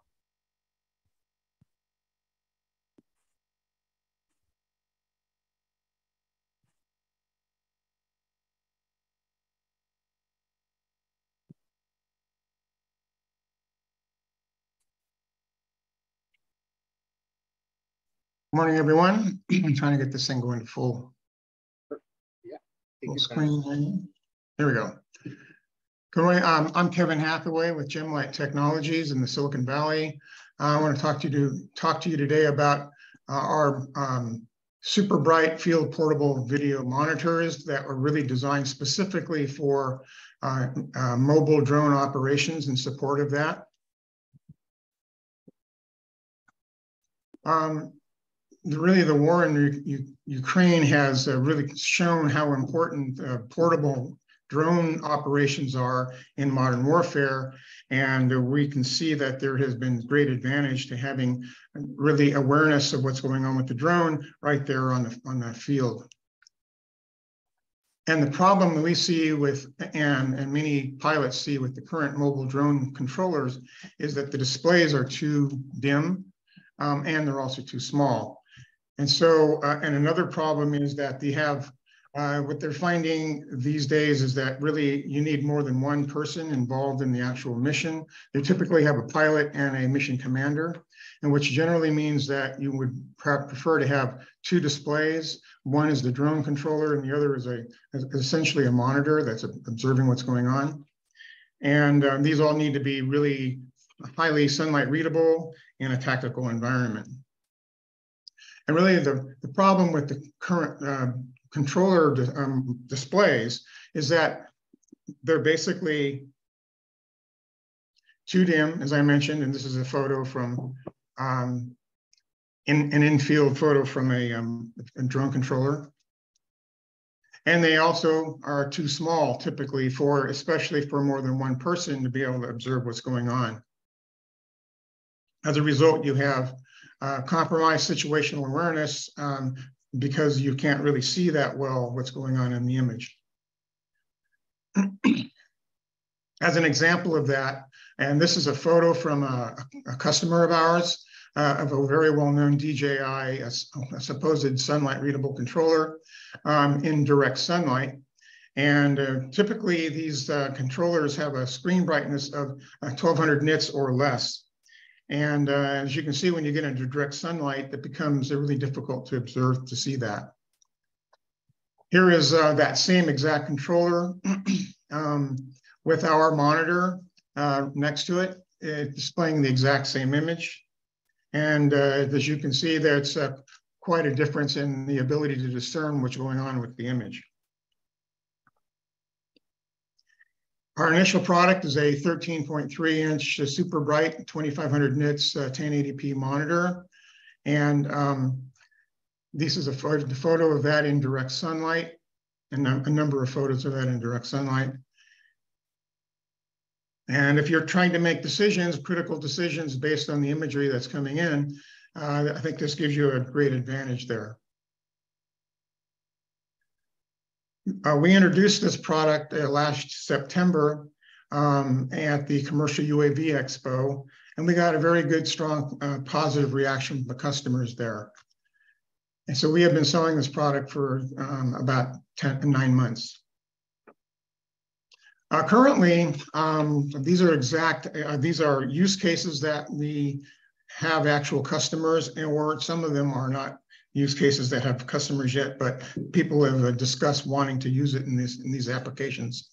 But we find them in firefighting, public safety is one of our main markets, and for GIS mapping and things like that. And another one of our customers has been discussing installing one of our monitors in an aircraft so that they have a live feed from a drone that they can follow when they're in an aircraft.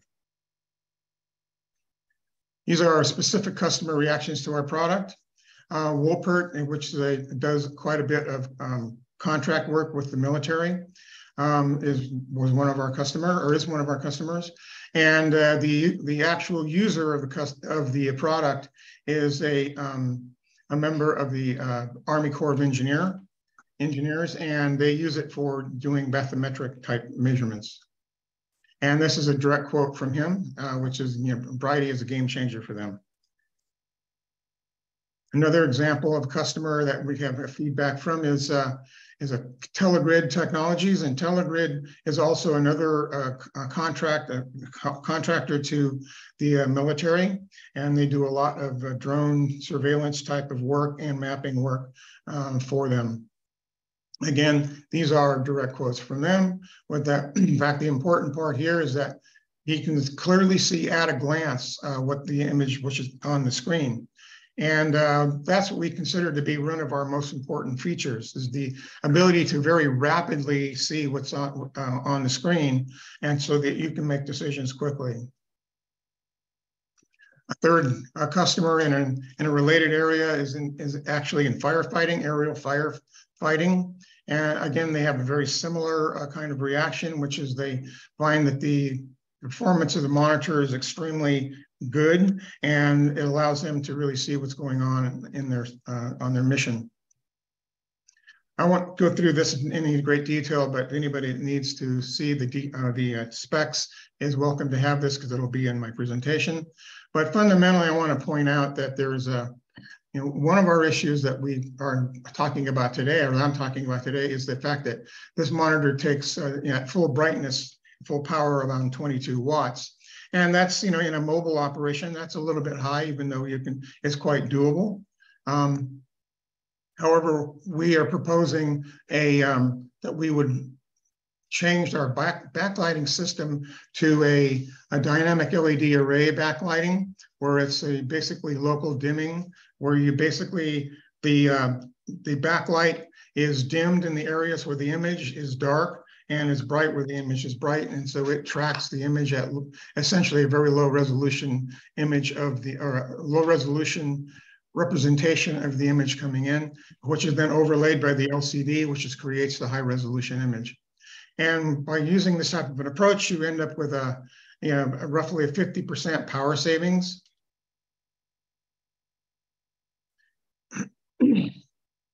Another benefit of using local dimming and using LEDs is that you can implement anti-blur technology, because the LEDs are quite a bit faster. In fact, more than 1,000 times faster than the LCD. It allows you to essentially pulse the backlight, in a very narrow time window, so that instead of going through the slow reaction of the display of the LCD, the backlight basically only it illuminates the display for a short period of time, reducing greatly the amount of blur, motion blur. And again, since in an environment that we have here, we're talking about all of the imagery moving at varying speeds, but having the ability to really track very well moving objects is an advantage. Kevin, we should start wrapping it up. Yep, this is it. So our objective is to reduce the power consumption by about 50%, to implement active blur technology, and to switch to all TAA certified suppliers. In addition, we have other potential developments that we could include, including integrating wireless receiving, touch panel functionality, and automatic power savings and NVIS compatibility. This is our team. We've all been involved in product development. I've been involved in display and the development and design for over 40 years. Everybody here is very senior designers. And we are working with Silicon Core and for the LED backlight. We're looking for MOU and a letter of support. Thank you for your attention. And any questions? Yeah, let's open it up. Just to remind all the panelists who have joined now, what we do is usually you can raise your hand through Zoom, and we'll go in order of hands raised. So don't be shy. Feel free to ask. Perfect. Sticks, you're up first. Yeah, great. That's a great product. I love it. 2500 nits and all, and being able to see it in a bright light, which is great. Is the operational model intended to be that will be coupled with a separate handheld controller, or are you planning on making the screen a touch screen so that you can do some of the controlling on screen itself directly? Right. So that one of the options that we proposed was currently we don't have a touch screen, and that was driven really by our customers, who are drone services companies, and because they didn't feel they needed that, but we from the get-go realized that that might be something people would want. So that was one of the things that we were talking about we could do, and we designed the case such that we could easily integrate that sort of functionality. Great, thank you. You bet. Art, go right ahead. I'm sorry, let me come off mute. So I've got a couple things that are just kind of generic questions. You have some form of wireless communication that's going between the actual controller and the, let's call them subordinate controllers, that are displaying the output from this element. Have you considered or already built in a scrambling protocol to ensure that that is not intercepted and used against the warfighter? Right. So currently, we don't actually have it wireless. That was one of the options that we said we could integrate, because that was something that we thought that the Air Force and the military people would want, but we don't really have that now. Currently, it's a wired situation with an HDMI. But okay. So that, I think that answers your question. But we would do that if we were. Yeah. Let me just state wired is better, because anything that's noisy creates a targeting point. The other thing, and targeting point for the enemy. The other thing is, okay, designed to be bright or designed to be sunlight red. Is there a very easy way to go to like night mode where there's not consistent bright display, which would also provide, be detrimental to the soldier holding it? Well, yes, since their product that we have now was designed specifically only for commercial applications, we didn't worry about that. However, again, that's one of the things that we would talk about here, which would be integrate touch panel functionality, integrate NVIS compatibility, and power savings and quick adjustment functionality. So all of those types of things are issues that we would address and have addressed in other products, but not this one at this time. But that would be our plan for a phase 2. Okay, thank you. You bet. Perfect. Kevin, thank you so much. And I think you should leave your contact information in the chat. Looks like there's at least a few people who are interested in, learning more and looking into it further. So feel free to leave your contact info. And thank you so much for the presentation. You bet. Perfect. Next up, we have Privacy Hawk, and I believe presenting for Privacy Hawk is Aaron. Aaron, the floor is yours whenever you're ready to go. Yeah, can you hear and see me? I can see you and hear you. I don't see your screen yet, but I'm sure that's sharing that right now. Perfect. How's that look? Yeah. Great. Hi, everyone. My name is Aaron Mendes. I'm the CEO and co-founder of Privacy Hawk. For those of you in the military, thank you for your service. So Privacy Hawk, we're a cybersecurity company that is attacking cyber threats in a new way that's unique. So what we do is we reduce the attack surface of an organization by reducing the digital footprint of the individual personnel within that organization. So the problem that we're solving is that personnel's individual personal information is actually a security threat that can be used for social engineering attacks, phishing and disinformation campaigns, and things like that.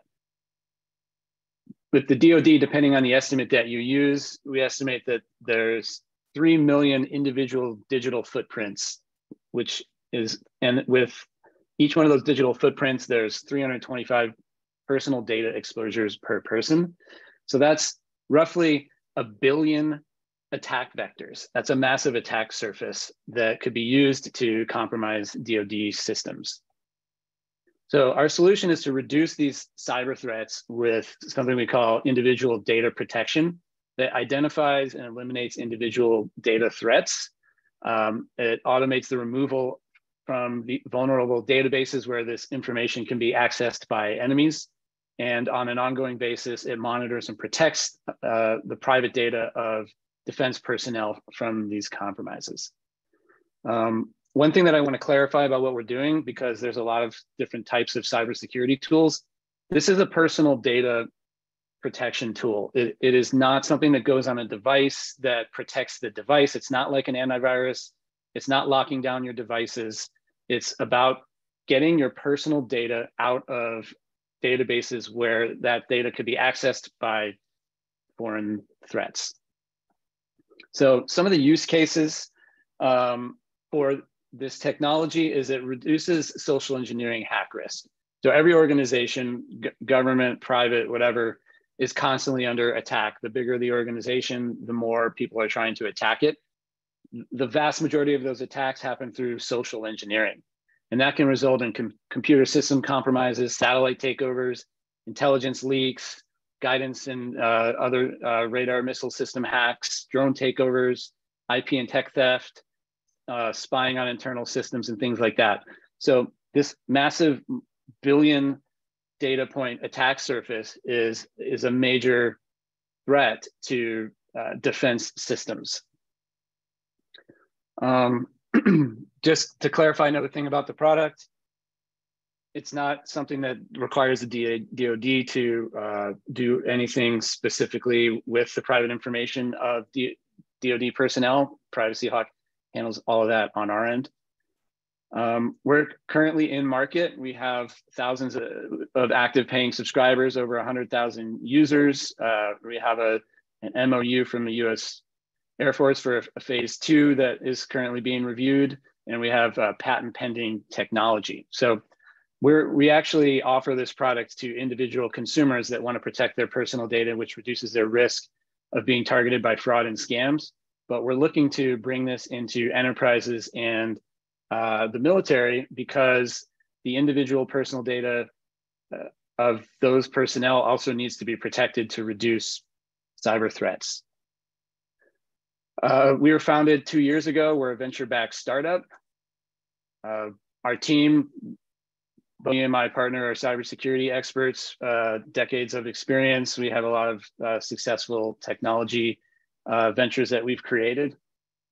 Our asks are that we're looking for introductions to teams in the DoD that might be interested in reducing their attack surface, or letters of support. We're also interested in corporate partnerships for defense projects, and anyone who is looking to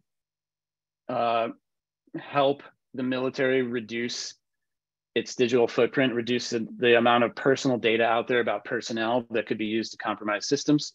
And then we're also interested in investment conversations. If anyone's potentially interested in discussing that, we're open to that as well. So yeah, that is my presentation. Happy to open it up for any questions. Perfect. Thank you so much, Ed. Art, go right ahead. I don't mean to dominate these conversations. So as you're doing this, I'm assuming that you're building relationships with the data brokers to remove data from databases as far as individual targeting. How, and first of all, validate or invalidate that assumption, but how are you getting, there's a number of data brokers across Europe and in areas that are not under US legal jurisdiction where they would have a requirement to respond to anything. How do you deal with the aggressive marketing and attack surface that are created through that? Yeah, so you're right that we do remove your data from data brokers. We also do some other things that I'll talk about in a minute. But our goal is to reduce the attack surface. You can't completely eliminate it. It's hard to wipe, millions of people off of the internet completely, but you can reduce it significantly. And that's what we focus on, is reducing the low-hanging fruit, making it more difficult to find this. The other thing that we reduce the risk of is data breach, being in a data breach. So not only do we get you removed from data brokers, but we also help you figure out all the corporate databases that you're in, which in many cases is hundreds of different things that you've signed up for over the years. And these companies, unfortunately, periodically have data breaches where very sensitive personal information gets hacked. And so now that these organizations are required to remove your data upon request, we automatically make those requests on your behalf for the ones that you don't use anymore. So you could get yourself out of hundreds of corporate databases so that you have a much lower likelihood of being in a data breach. Do you have any obviously those who fall under GDPR in Europe would have the desire to be compliant. The ones that exist in the US would have the desire to be compliant. How do you deal with those who are outside the jurisdiction of those areas who have requirements for compliance with removal requests? Yeah, actually, there's 140 countries that have privacy regulations. Most mid to large size organizations comply with GDPR by default because they don't have a great way of verifying who's in or outside of Europe. So most companies have a protocol where any individual can make that request, and they usually just honor it regardless of where you're located. Okay, thanks. There was a question about law enforcement. Yeah, we absolutely want to offer this to law enforcement. In fact, there's actually regulations in many states, including California, that require data brokers to make it very easy for law enforcement to remove their data. Absolutely. Perfect. Hey, Aaron, can I ask a question? Sure. I'm curious, and help me out here. So there's been a hack within someone's social media, but you say that can affect missile systems. How does that happen in practice? Yeah, so social engineering is ultimately tricking someone within the organization to give unauthorized access to a system. So, and what they do is they gather as much information as they can about an organization and the individuals in that organization. And they can do something which is called so there's phishing attacks, but there's also something called a whale attack, which is basically like impersonating a very senior person to a less senior person and getting them to give them access to something. I see. Wow. So the more I know about you, the easier it is for me to try to impersonate you, or the more I know about someone that I want to, trick into accidentally giving me access, the more different routes I have to try to make that happen. Okay. So are you looking for your customers to be perhaps individual people that, such as myself, that work in the defense industry? Are you looking for perhaps a defense prime to maybe use this, or would this be more of a program specific application, or you're open to a lot of different things? You're talking about. We're open. Yeah. We're open to a lot of different things. I think the best use case is just different departments in defense departments either requiring people with clearance to use this, or highly recommending that they use it to reduce their personal information exposures. That was my next question. Excellent. Cool. Perfect. Thank you so much, Aaron. I think you should leave your contact information in the chat, or it's already on the screen. But for those who are bad at, copying it down, feel free to leave it in the chat as well. Yeah, I'll put it in there. Presentation. It was fantastic. Next up, we have Amalgamated Vision. Feel free, Adam, to show. Yep, go right ahead whenever you're ready. Great, got it, Brian. Yep, we see Great. it. And do you hear me? Yep, we hear you. Okay, cool. All right.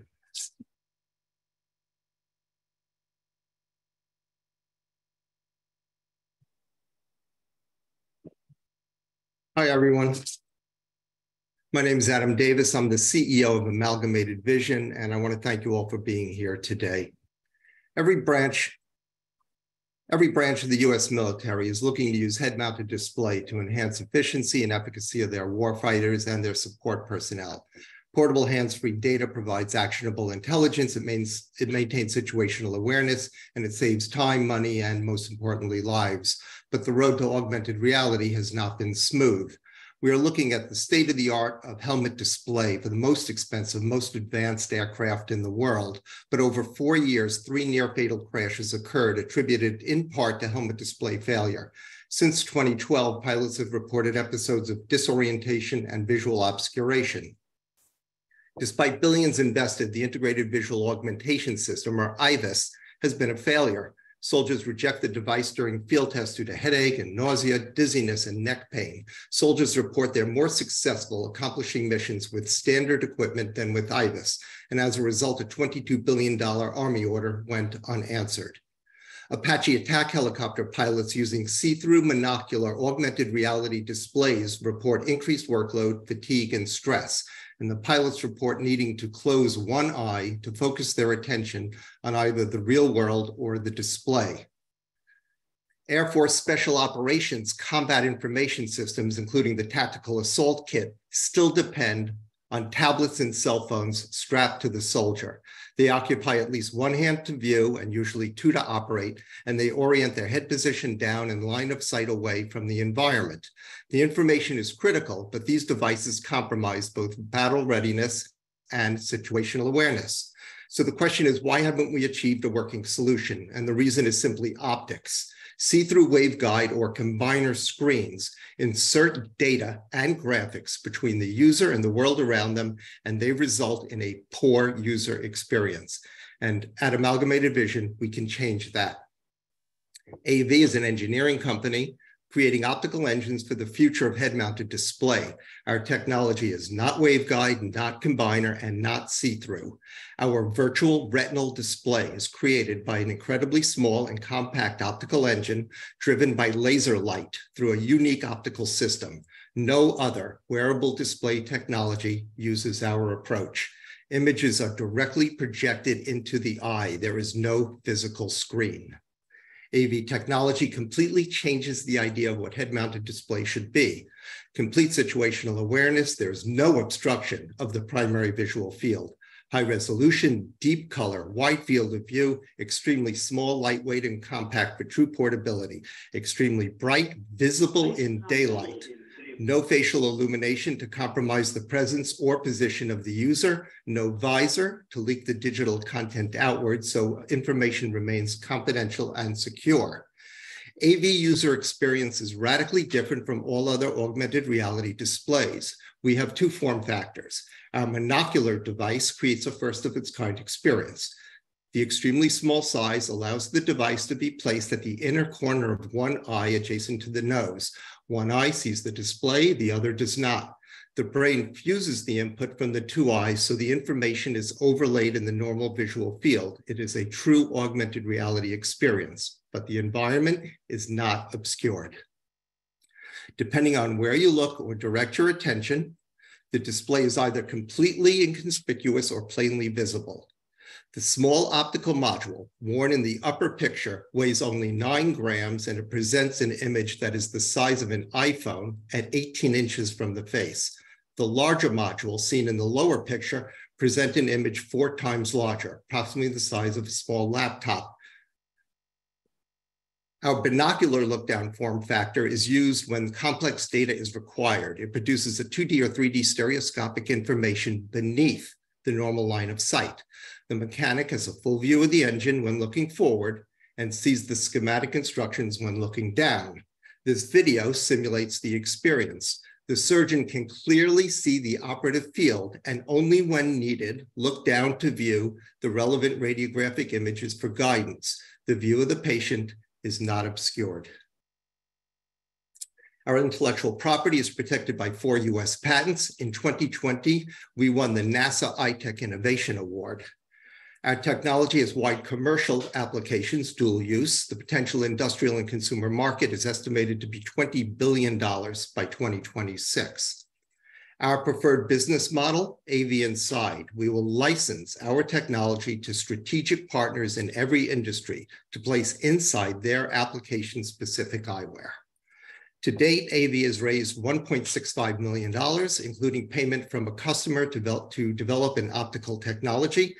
AV is proud to have recently received both an AFWERX and a NASA SBIR Phase 1 award for continuing design development. We are ready to build a working prototype. It can be available in less than 12 months, depending on end user specifications. We are seeking $2.1 million to complete the prototype build out, and we are actively seeking further government grants, private equity investment, and working relationships with strategic partners.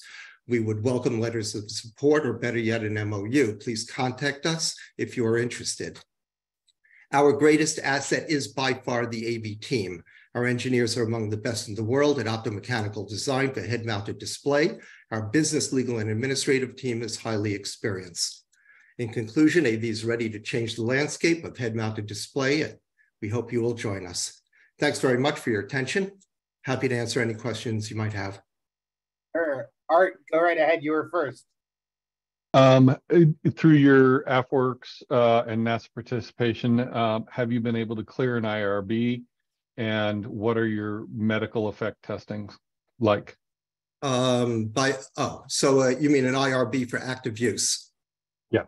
Okay, have not built our prototype yet, so we are not at a stage where we can demonstrate our technology.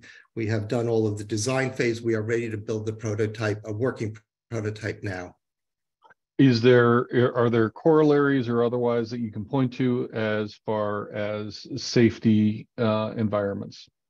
Sure. Safety, overall safety of the methodology, as opposed to your particular device. You mean because we're shining lasers into the eye, is what you would imagine? Okay. I thought that's where you were going. I'm right there. So it is laser light, like any light source, is safe if it's controlled. And laser light in the eye has been well studied for decades for many reasons. Obviously, because of utilization, because of in laboratories and for manufacturing, but also because of utilization in healthcare. Our system is designed to be 2,000 nits or less, and that will gain us a class 1 continuous use laser classification. Our system has several safety interlocks built into it. We continuously measure the electrical power and the light power of the output. And we have electrical mechanical interlocks, which will shut the system down if there's a failure in the mechanics. We could obviously go much brighter than 2,000 nits, but we have chosen that as our design optimum in order to be a class 1 laser safety classification. Thank you. Perfect. John, you're up. Hi, thank you. Do you have any plans to pursue a phase 2? Yes, we do. We will be entering the SBIR phase 2s that will be opening up this August and September for several different solicitations that are out there. Thank you. We welcome any support, any partnership, any MOU that people want to deliver. Perfect. Sticks, you're up. Hey, thanks. This is great. This is very innovative. It's really cool. So thank you, Adam. My question is, based on the video that was shown on there, is that will this only be viewed by the user as a separate display, like you mentioned, like a separate large display laptop, or will it be a synthetic overlay of the vision that my brain is processing? So when you are looking down, as in the images that we had up before, such as, if you can see my screen, you can see the mechanic. Right. So when he looks down, it will be the equivalent of seeing an immersive laptop. It will be about about 50 by 30 or 45 by 23 degree field of view, binocular. It could be 2D or 3D stereoscopic if you want. Because it is not see-through, it is opaque. You will see the entire reference display. It sits in the lower peripheral visual field, so it doesn't obstruct your working primary visual field. The other, so just for distinction, the other form factor that we looked at, the one that I'm wearing right now that sits in the nasal blind spot, this provides an augmented reality experience because one eye sees it, the other one does not. We envision this one for highly complex procedures, such as mechanic, obviously for surgeons, but also for autonomous procedures, autonomous medical procedures that need to be done, complex procedures that require training of an individual to do something that they haven't done before. And our SBIR Phase 1 award from NASA came about for autonomous medical procedures. So astronauts could do an appendectomy if they had to, on the, on the moon or on Mars. Fascinating. Okay. Thank you very much, Adam. Perfect. Thank you. Thank you so much, Adam. It seems like there's a quite a bit of interest. Go right ahead and leave your contact info in the chat. Just so people, if they want to, can get in touch with you. And thank you so much for the presentation. It was really enlightening. Thank you very much. Absolutely. Next up, we have Temper Inc. and presenting, I believe, will be Bill Dykstra. Bill, the floor is yours whenever you're ready.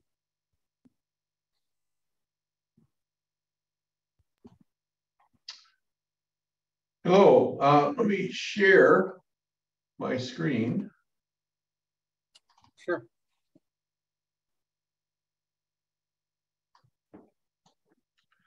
Can you see the presentation? I can, yep. All right. Okay, so hello, my name is Bill Dykstra, and I am the president of Temper. Temper is a company that develops solutions by changing the fundamental way, we using magnetic fields. Key members of the team. The Temper team has been developing induction heating solutions for over 25 years and built and developed the first smart susceptor test fixture with the Boeing company in 2005 and is listed as co-inventor on that first patent. The process has been well protected with over 100 issued patents, Boeing owning 86 of them and Temper 20. And Temper is the only company that has license to use all of them. I'm sure you'll remember this experiment from grade school, which generates heat. Frequency is how fast you reverse the flow, and the resistance to the current flow creates heat. Now, if you change the rod to a tube, you would now have a looped susceptor. The heat generated is now transferred via conduction to the part being produced. There are four main components to a smart susceptor, which we just talked about: the Curie temperature, the reference depth, and some secret sauce, along with the material thickness. In essence, we use physics to control most of the energy being produced and supplied to the workpiece, not software. The 5 food groups. Does it appear as though this is chopped off on the edges? The presentation, Ashley? No, I see everything, at least on mine. All right, the 5 food groups. We have induction heating blankets, which are used for debulking, curing, and co-bonding thermal set parts. Aerospace mass production, which we will get to on the next slide. Low volume production for rates, say, of 4 parts per day. Thermoplastic welding and titanium densification, again, which we will get to in a couple of slides. Refinements over the years has now created a tool insert concept, whereby we will be taking large part thermoplastic fabrication to the next level with our master die, shoe, and tool insert concept. We are currently working on a program wherein we will be fabricating tooling and installing equipment to produce eVTOL components to enable the production of 1 eVTOL per hour, an incredible production rate. These parts range from 5 feet by 12 feet, as shown here, to 3 feet by 33 feet. Studies have shown an 90% drop in processing costs using this process over conventional thermoset processing techniques. The temper allotropic powder densification process, i.e. titanium, titanium aluminized, or basically any allotropic material, can be split into two groups, thermal cycling and magnetic cycling. The parts can be produced from any size or shaped powder, including powder sorted from 3D printing industry that is either too large or too small at $8 a pound. The thermal cycling process is simple.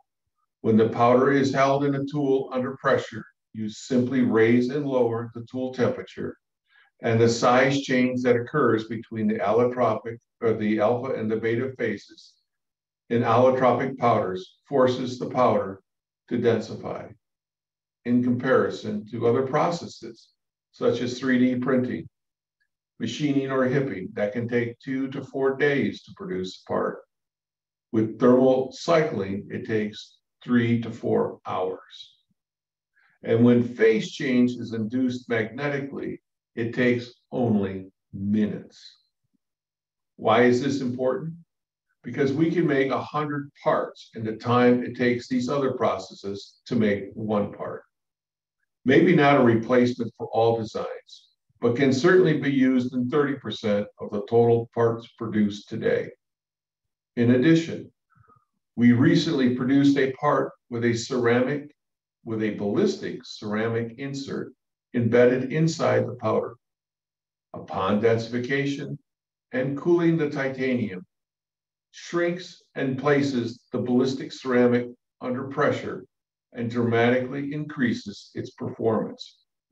In essence, the ceramic material is surrounded by a spring, and when an object penetrates the ballistic ceramic, the titanium will act as the spring and further dissipate the energy, creating a lightweight, non-explosive reactive armor. The applications are endless. To us, the world is full of nails. We have the technology to fabricate these parts at a fraction of the processing costs of current technology. These are just the fabrication applications for aerospace. Other applications are automotive, military, and even space applications. Anywhere where accurate temperature application and processing speed is important. Questions? Thank you so much, Bill. Let's give it a few minutes for yep, it looks like Sticks. Go right ahead. Yeah, quick question. This is probably just my lack of understanding of manufacturing processes, but in your example of putting powder and magnetizing it to create the part, does that powder have to be under any sort of pressure to be able to maintain the eventual physical characteristics you wanted to have? Yes, the powder is under pressure in both the thermal cycling and the magnetic cycling processes. We've been using 3000 PSI, but we have not conducted a study to say how light can that be. That was just a number we picked out of the air because it was as light as the press could press on the material. Okay. All right, so thanks. what happens is the allotropic, when the allotropic powder switches phases, it actually gets larger, like water and ice, but between the phases. And then once the phase change happens, it is forced to combine and fill the voids. And then the RAM goes down, and then you go through another cycle. So it takes about 10 cycles to do it thermally, and about 10 cycles to do it magnetically. We have it with the magnetic cycling. We literally can induce the magnetic field in 2 seconds, but it takes longer than 2 seconds for the material to actually move around. So, I see. So theoretically, we could get to a minute cycle. So you're talking about taking powder. Let's say if it was a commercially pure titanium sponge, you literally could take titanium sponge at 40% of the cost of the final part and put it into a tool and make a part in a minute.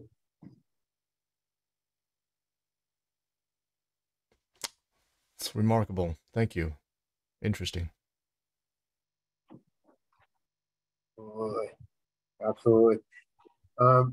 Bill, would you mind just expanding a little bit more on, you know, in terms of the reactive armor, are there, you know, just, I mean, if you're allowed to answer this, feel free, but are there is it currently being used by anyone, or is it still on the art? It's a discovery we made last winter. We ended up taking the powder, we put it into a tool that we had in existence. And so you can see it here, there's an x-ray of the part. I couldn't fit all of the x-rays on this one slide, obviously. But here you can clearly see the titanium around the outside, 100% densified.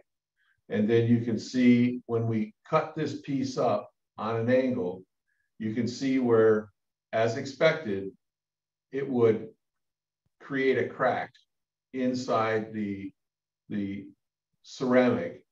And you can actually see on other x-rays, you can see that crack before and after. And so that's just how much pressure there is, because at the end of the densification cycle, it's at 1625 degrees F. And so when you turn it off, it now is going to shrink, and it shrinks on the ceramic net. And in addition, we don't see any reaction between the ceramic and the titanium, which we thought we would see from a chemical standpoint between the two.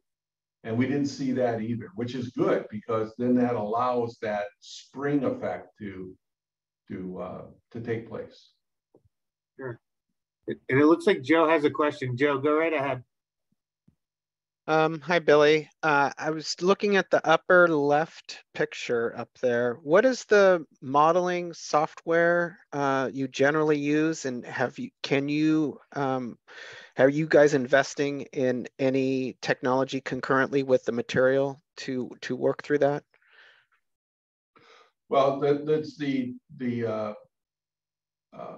body-centered cubic and the hexagonal phases of the material. So this is titanium 6L and the titanium 4, and these are the beta and the alpha beta phases. And when we made this part out of titanium 6-4, we just simply cycle between these two phases. Now, I'm just curious which software tool that you currently use for some of your modeling. Can you tune some of your material development to that? Yes, and we use COMSOL. COMSOL, okay. Perfect. Bill, I think that's all the time for the Q&A. But thank you so much for the presentation. And yeah, feel free to leave your contact information for the panelists to get in touch with you.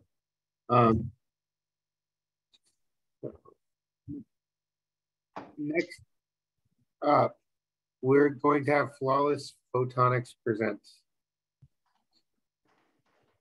Feel free to start sharing whenever you're ready.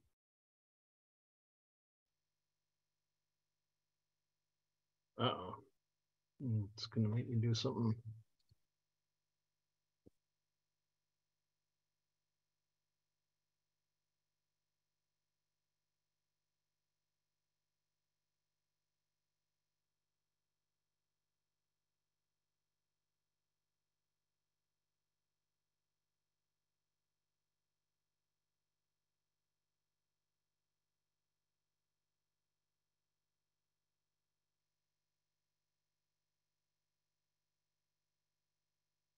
You almost have it up.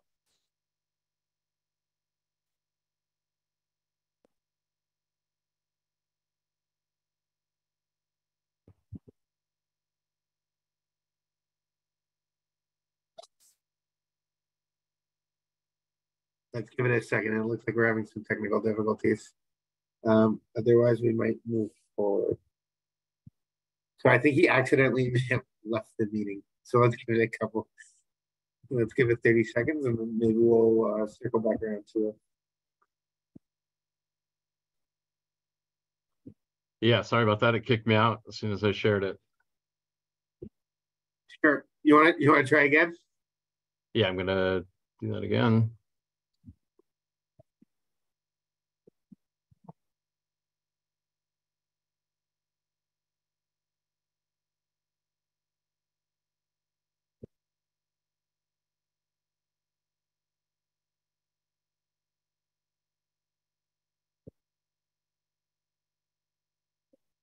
All right, now you can see it. Yep. All right. Sorry for the hiccup there. I'm Michael Vestal, CTO of Flawless Photonics, and I'm here to talk to you about the future of optical fiber. The presentation just before this was interesting. I'm a material scientist, dyed in the wool, so and we use induction heating all over the place, so excellent. We are an early stage space startup, and we're currently working on a bridge loan for a Series A. And so we're seeking conversations with all investors and government stakeholders. So today the world uses a huge amount of data, about 100 zettabytes of data every year. And it's doubling every 3 years right now, and that it consumes a huge amount of data. I mean, energy, about 1% of the global energy. And to put that in perspective, that's about 300 billion BTUs of energy. And it produces a significant amount of CO2. And it's on the rise with the data consumption as shown in the green curve, that energy consumption. And so we need an alternative, which is what we're working on.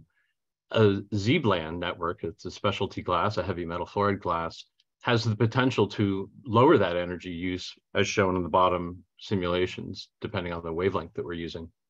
And the reason for this is it's a material advantage.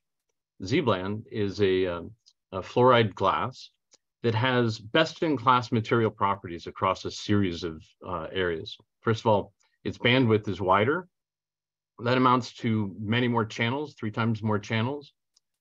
The transmission distance is increased 10 to 20 times because of the attenuation that's improved by this glass. Energy efficiencies, wall plug efficiencies can be about 2 times better. And there are gains to both the gain and the gain flatness for amplifiers and nonlinear effects. We wrap all that stuff into something we call spectral efficiency, which is the graph I'm showing on the blue curve and the black curve. And it turns out that when you put all that into the spectral efficiency, these material property improvements of Z-band over silica, you end up with about 30 times more data that you can send at, when you compare it to silica's best, which is an enormous amount. That results in a better energy per bit and a better cost per bit. And that kind of has this whole wrapped up advantage in the return on investment when you lay down a cable. But the problem, Z-band's been around for a while. Z-band, the problem with it has been, how do you make it without defects? Well, that's exactly what Flawless has been working on. And so why is the time right now? Well, our proprietary methods that we've been developing through a series of projects we'll briefly talk about has led to innovations, as well as our access to microgravity. So it starts with our model. We've developed an intensive nucleation and growth model to predict how defects, which I'm showing here in the little dots on the right, how those defects form as a function of the thermal history of the glass and how things like microgravity can affect it. So we've developed this model with Lawrence Livermore National Lab through a Department of Energy program. That program's complete. We're trying to publish those results now. But that's led to a series of innovations in automation, and that's where our intellectual property and patents that we filed lie, as well as artificial intelligence and control and command. But simultaneously, we have to work on and have programs in purification because we need to lower the extrinsic defects as we reduce the intrinsic defects through processing, and chemistry is a big part of that. But it's the access to microgravity that allows us to get rid of this band. If you look at this band of defects that forms when you inject the core into the clad, our microgravity manufacturing process that we do in space Well, basically you eliminate convection. So there's no rising and falling of heat. There's no atomic motion. And all of that leads to the ability to freeze in a glass with a more perfect structure, one where you don't nucleate and grow these defects that scatter light and have really kept ZBLAN out of the running against silica. And the plummeting cost of low Earth access to low Earth orbit is really, what's driving this. And the SpaceX reusable rockets have clearly led to, today we're about $1,500 per kilogram. That's projected to drop to $200 per kilogram in just a few years because of Starship. So our roadmap includes sending machines into space, and we expect to have a product that will come back from space in 25. But to bridge the gap, what we've been doing is leveraging what we've learned in that model and in the processing that we're developing and the automation that we're developing to make glass in space. We're leveraging that to make improved products terrestrially and get to a product sooner. So we expect to have a product mid-24 for AFWERX. We have an AFWERX client. We're working on a phase 2, trying to get to a phase 3 as soon as possible. And that should be 24. And this comes about by realizing that when you replace the backbone of the internet, which is a rather large goal, you really have to start with the amplifiers and the lasers, the sources. And we're doing that by looking at ways of improving the amplifiers and the lasers through a terrestrial process that will also benefit when we make it in gravity. So we'll be selling products into this existing $6 billion market and build a healthy business while we mitigate the risk of inherently going into space and coming back down and making a product. And the reason, again, is because the automation that we're developing that is informed by this nucleation growth kinetic model as you process the glass at different temperatures and different processes. By understanding what really matters, we've been able to develop processes terrestrially that also improve the glass quality. And that affects amplifiers, the cost per bit, and also opens up the mid-wave infrared out to about 5 microns. So for lasers. So anywhere silica transmits, ZBLAN transmits better when it's made this way. And so that'll lead to our first products with AFWERX, which is a secure comms at a wavelength that's out past 2 microns, as well as we're working with a client to provide fiber for their fiber manufacturing hardware to cut non-metals for chip manufacturing. And through those interactions, we've really learned that our competitors are just not keeping up. And so we know that we have letters of memorandums of understanding from them to purchase our fiber. Now, we've had a lot of really good traction in non-dilutive investment, and that we are currently actively delivering against these programs. Phase 1 for a NASA in-space applications program, where we're making the glass in space. A Department of Defense AFWERX program, we're finishing a phase 2 and hope to get to the next phase there. The European Space Agency has been a really big investor, about 10 million euros. And we just recently have won about $6 million from the Australian government. And the Department of Energy program is where we funded and developed this model. So we're a team of highly skilled and proven experts in business and startups, as well as glass manufacturing, fiber optics, systems, and telecom markets and customers. So we believe the future of optical fiber is here. We're looking for interest from program managers and government contractors, as well as private equity and investments of all types. Thank you. Awesome. Thank you so much, Michael.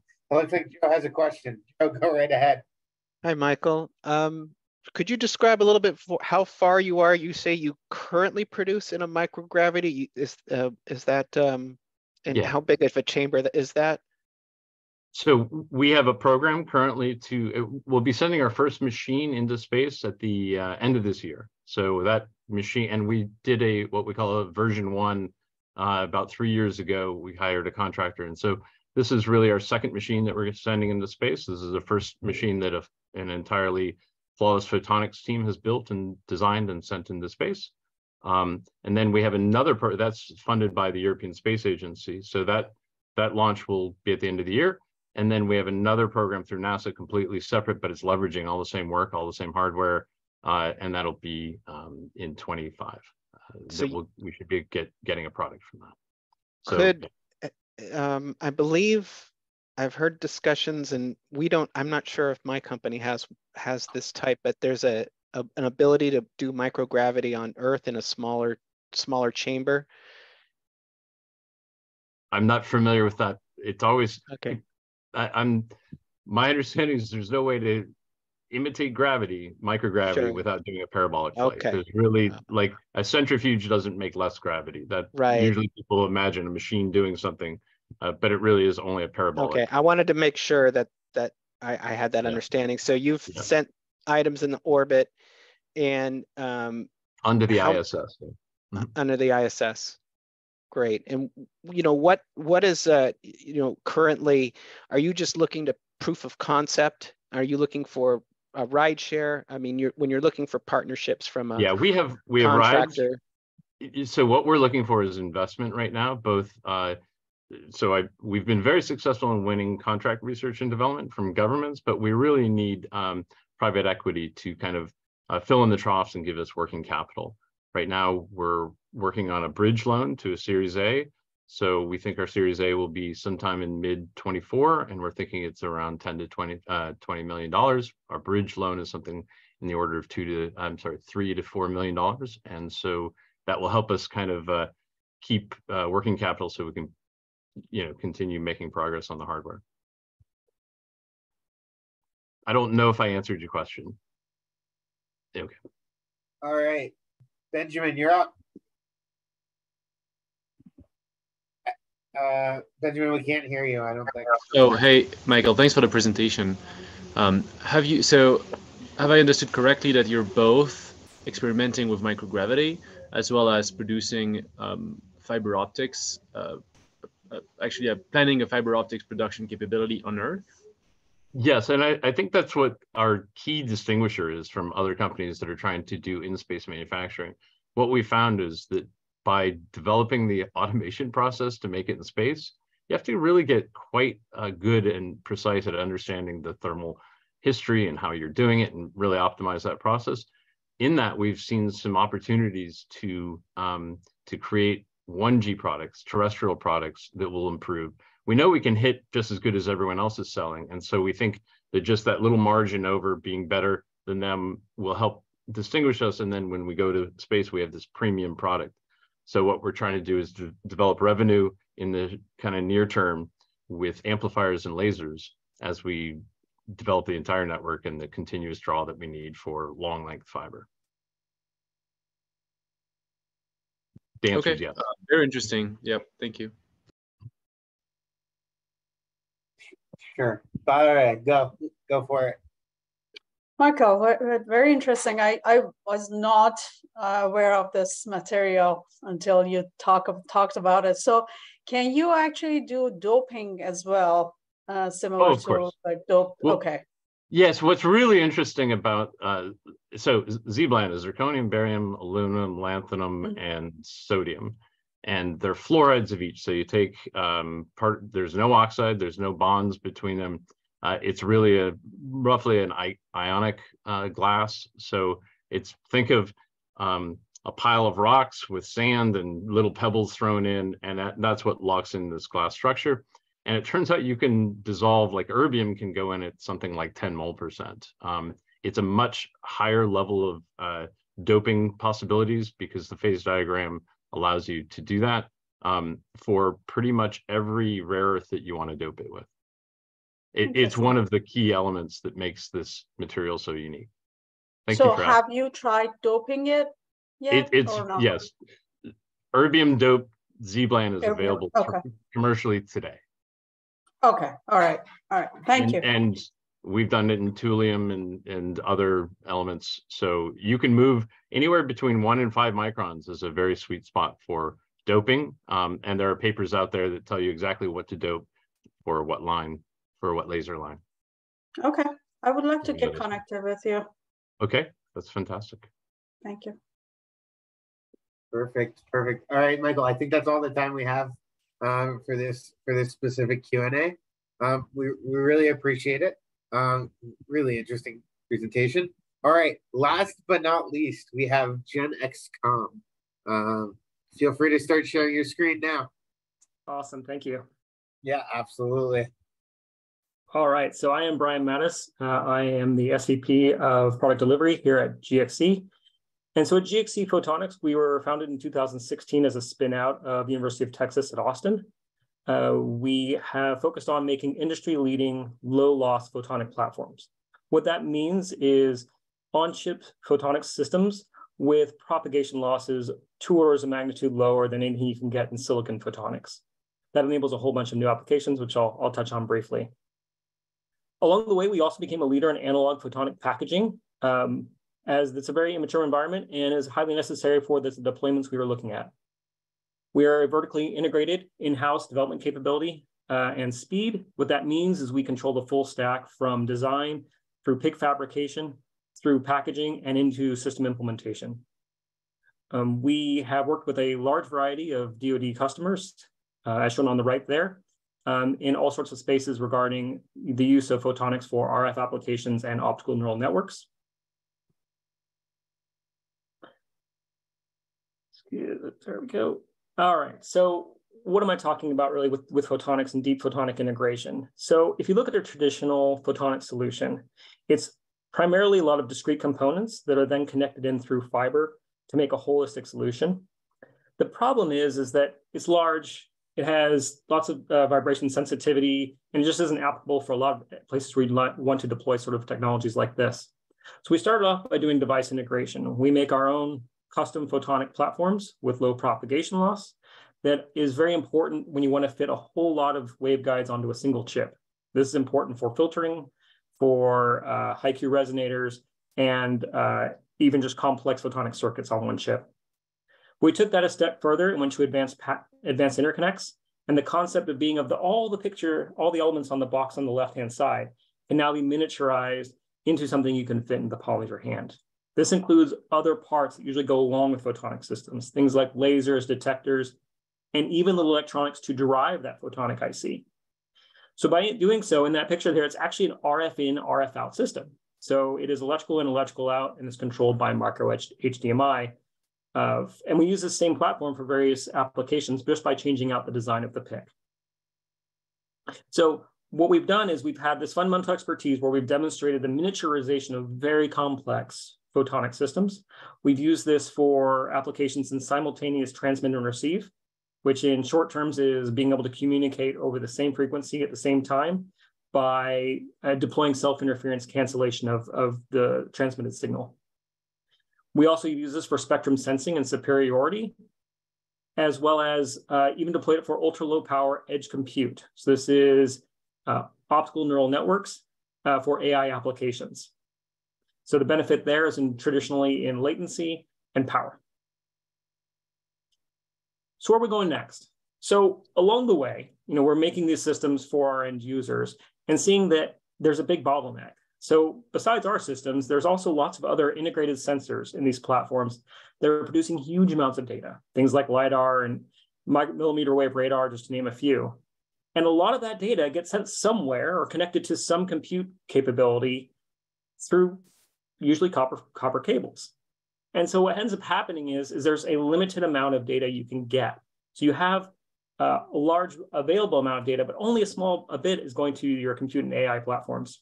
So the current solution of this is just compression, and you're limited by the bottlenecks of your copper cabling.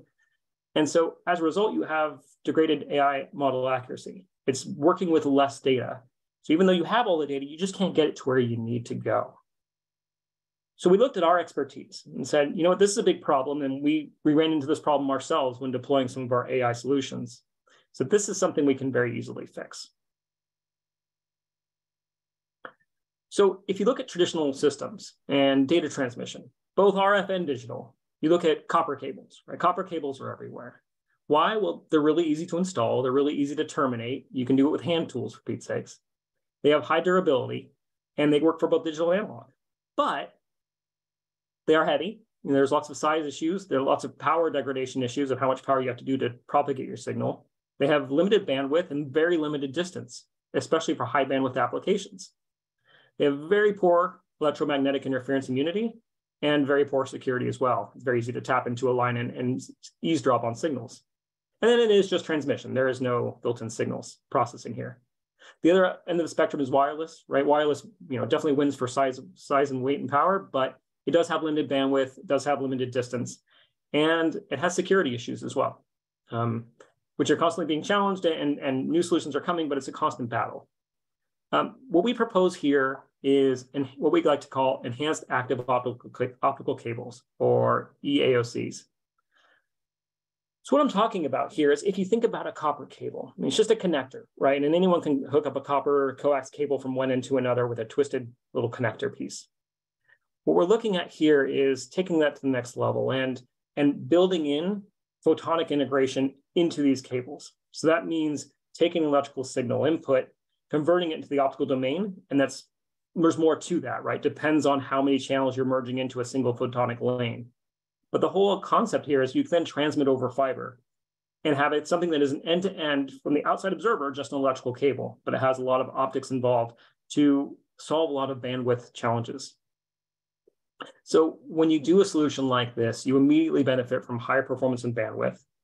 And you also have ability to go for very long distances. We're talking kilometers in distance. It's also very lightweight and increased flexibility. So compared to a coaxial cable, you're looking at an order of magnitude decrease in weight, or versus a traditional Cat5 Ethernet cable, you're still looking at about a 3x reduction in weight just to have fiber instead. This is really important when you think about deploying this on an airframe. For example, large airframes can have miles of copper cabling, which this can easily be a hot swap replace for. Another benefit of this is it's very low EMI susceptibility or EMI generation, right? Everything's in the optical domain along the length of the cable.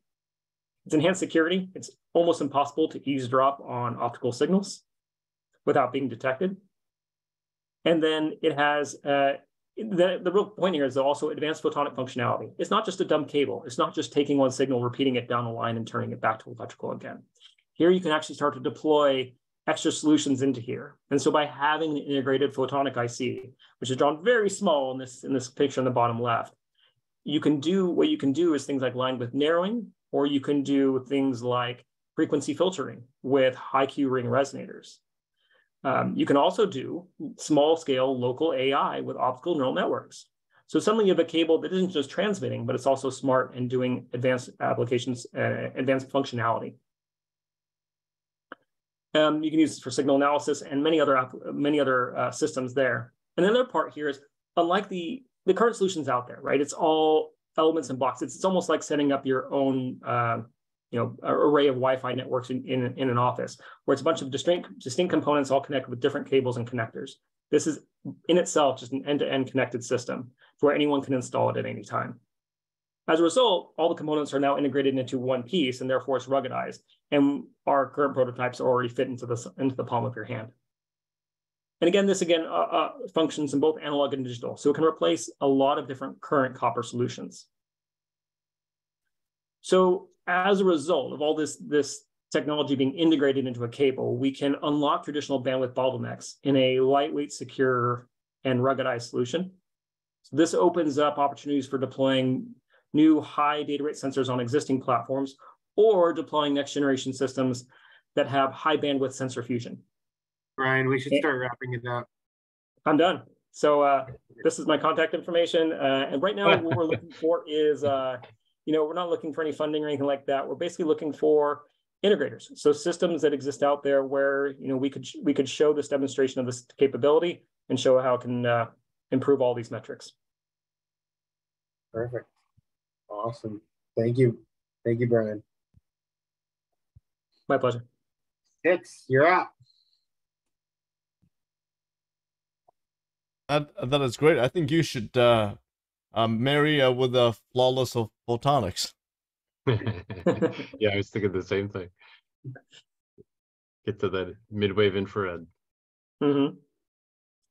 Yeah, so the nice part is also, because our platform is based on silicon nitride, we can actually transmit over a wider frequency range than most things. So the signal generation and any sort of optical filtering we do on the PIC side is not limited to the bandwidths of, or to the spectrum range of silicon photonics. So because of that, we can actually open it all the way from visible to well beyond 1550. How far out do you think you can get to 2 microns? Haven't pushed it that far. Literature says, silicon nitride goes pretty far. So 2 microns should be very reasonable. I think it technically tapers off at about 2.5. Well, that's where our trough is. That's our ideal is 2.4. So. All right, Joe, go right ahead. Hi, Brian. Yes, great presentation. I'm just curious, are you looking strictly at terrestrial uses for this, or do you think there would be anything that you would go through the route of space qualifying? And with those cables, is that a major engineering redo to have those qualify? It's not, no, it's not an engineering redo. It's definitely more of the qualification process to get there, right? That's a long path. But Sure. from the start, we're targeting unmanned aerial systems. So we're already kind of in the airborne path, and I guess space would be the next step. Great. Yeah, I encourage, I think that market's going to take off, but do what's in front of you, and especially getting those systems to integrate on some sort of platform like that, especially I think is the amount of data that can be transferred is really important. Yeah, absolutely. Have those been involved in a data swarm? Would they be able to speak from drone to drone, or would that definitely? No, I mean, this is still hardline interconnect. Yeah, this is definitely still hardline interconnect. So it's more about sensor fusion of the local hardware. Right. Perfect. Have you tested the reliability of the optics at all? That would be my primary concern, is how long those components would last, especially being embedded as part of the cable. Yeah, absolutely. And that's actually some of the best piece of it. So is, for the way we integrate things, the little box that shows in your hand, that actually was an RF in, RF out with no fiber inside of it, right? Fiber is usually the first point to fail of a fiber connection to a PIC. So along the way, we have worked in the world of photonic wire bonds to basically enable a more flexible connection between fiber and a PIC when we need to go to fiber. So that's the biggest failure point from our mind, is where the thing would fail. We have done shock and vibe tests on these systems, but just I can't name the bill spec off the top of my head, but it's not, it hasn't been through the full temperature cycling yet. Thank you. Mm-hmm. Perfect.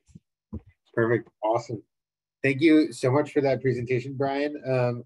Feel free to leave your contact information in the chat, even though this is the last presentation, so they'll only have a couple minutes to look at it. But anyone who does want to get in touch with Brian, feel free to contact me after the showcase if you don't manage to copy his email down fast enough. I'd like to thank all of the companies and all of the panelists who joined us in making this event as great as it has been. And yeah, it's really been fantastic. And feel free to stay tuned for the Advanced Materials Showcase next month. I'm going to put my email in the chat as well. If anyone has any questions, this whole event is going to be recorded. I mean, it is recorded, but it's going to be put on YouTube. So if anyone wants a recording or specific decks, feel free to reach out to me, and I am happy to provide them. All things considered, if everything's all right. But thank you everyone for joining, and have a good rest of your day or night for those of us who are in Europe and in other places. Thank you, Asher. Thank you. Thank you. Bye. Yeah, thanks for organizing this, you guys. Well done. Absolutely. Thank you for joining. Yeah, thanks very much. Bye. Have a good one, Benjamin.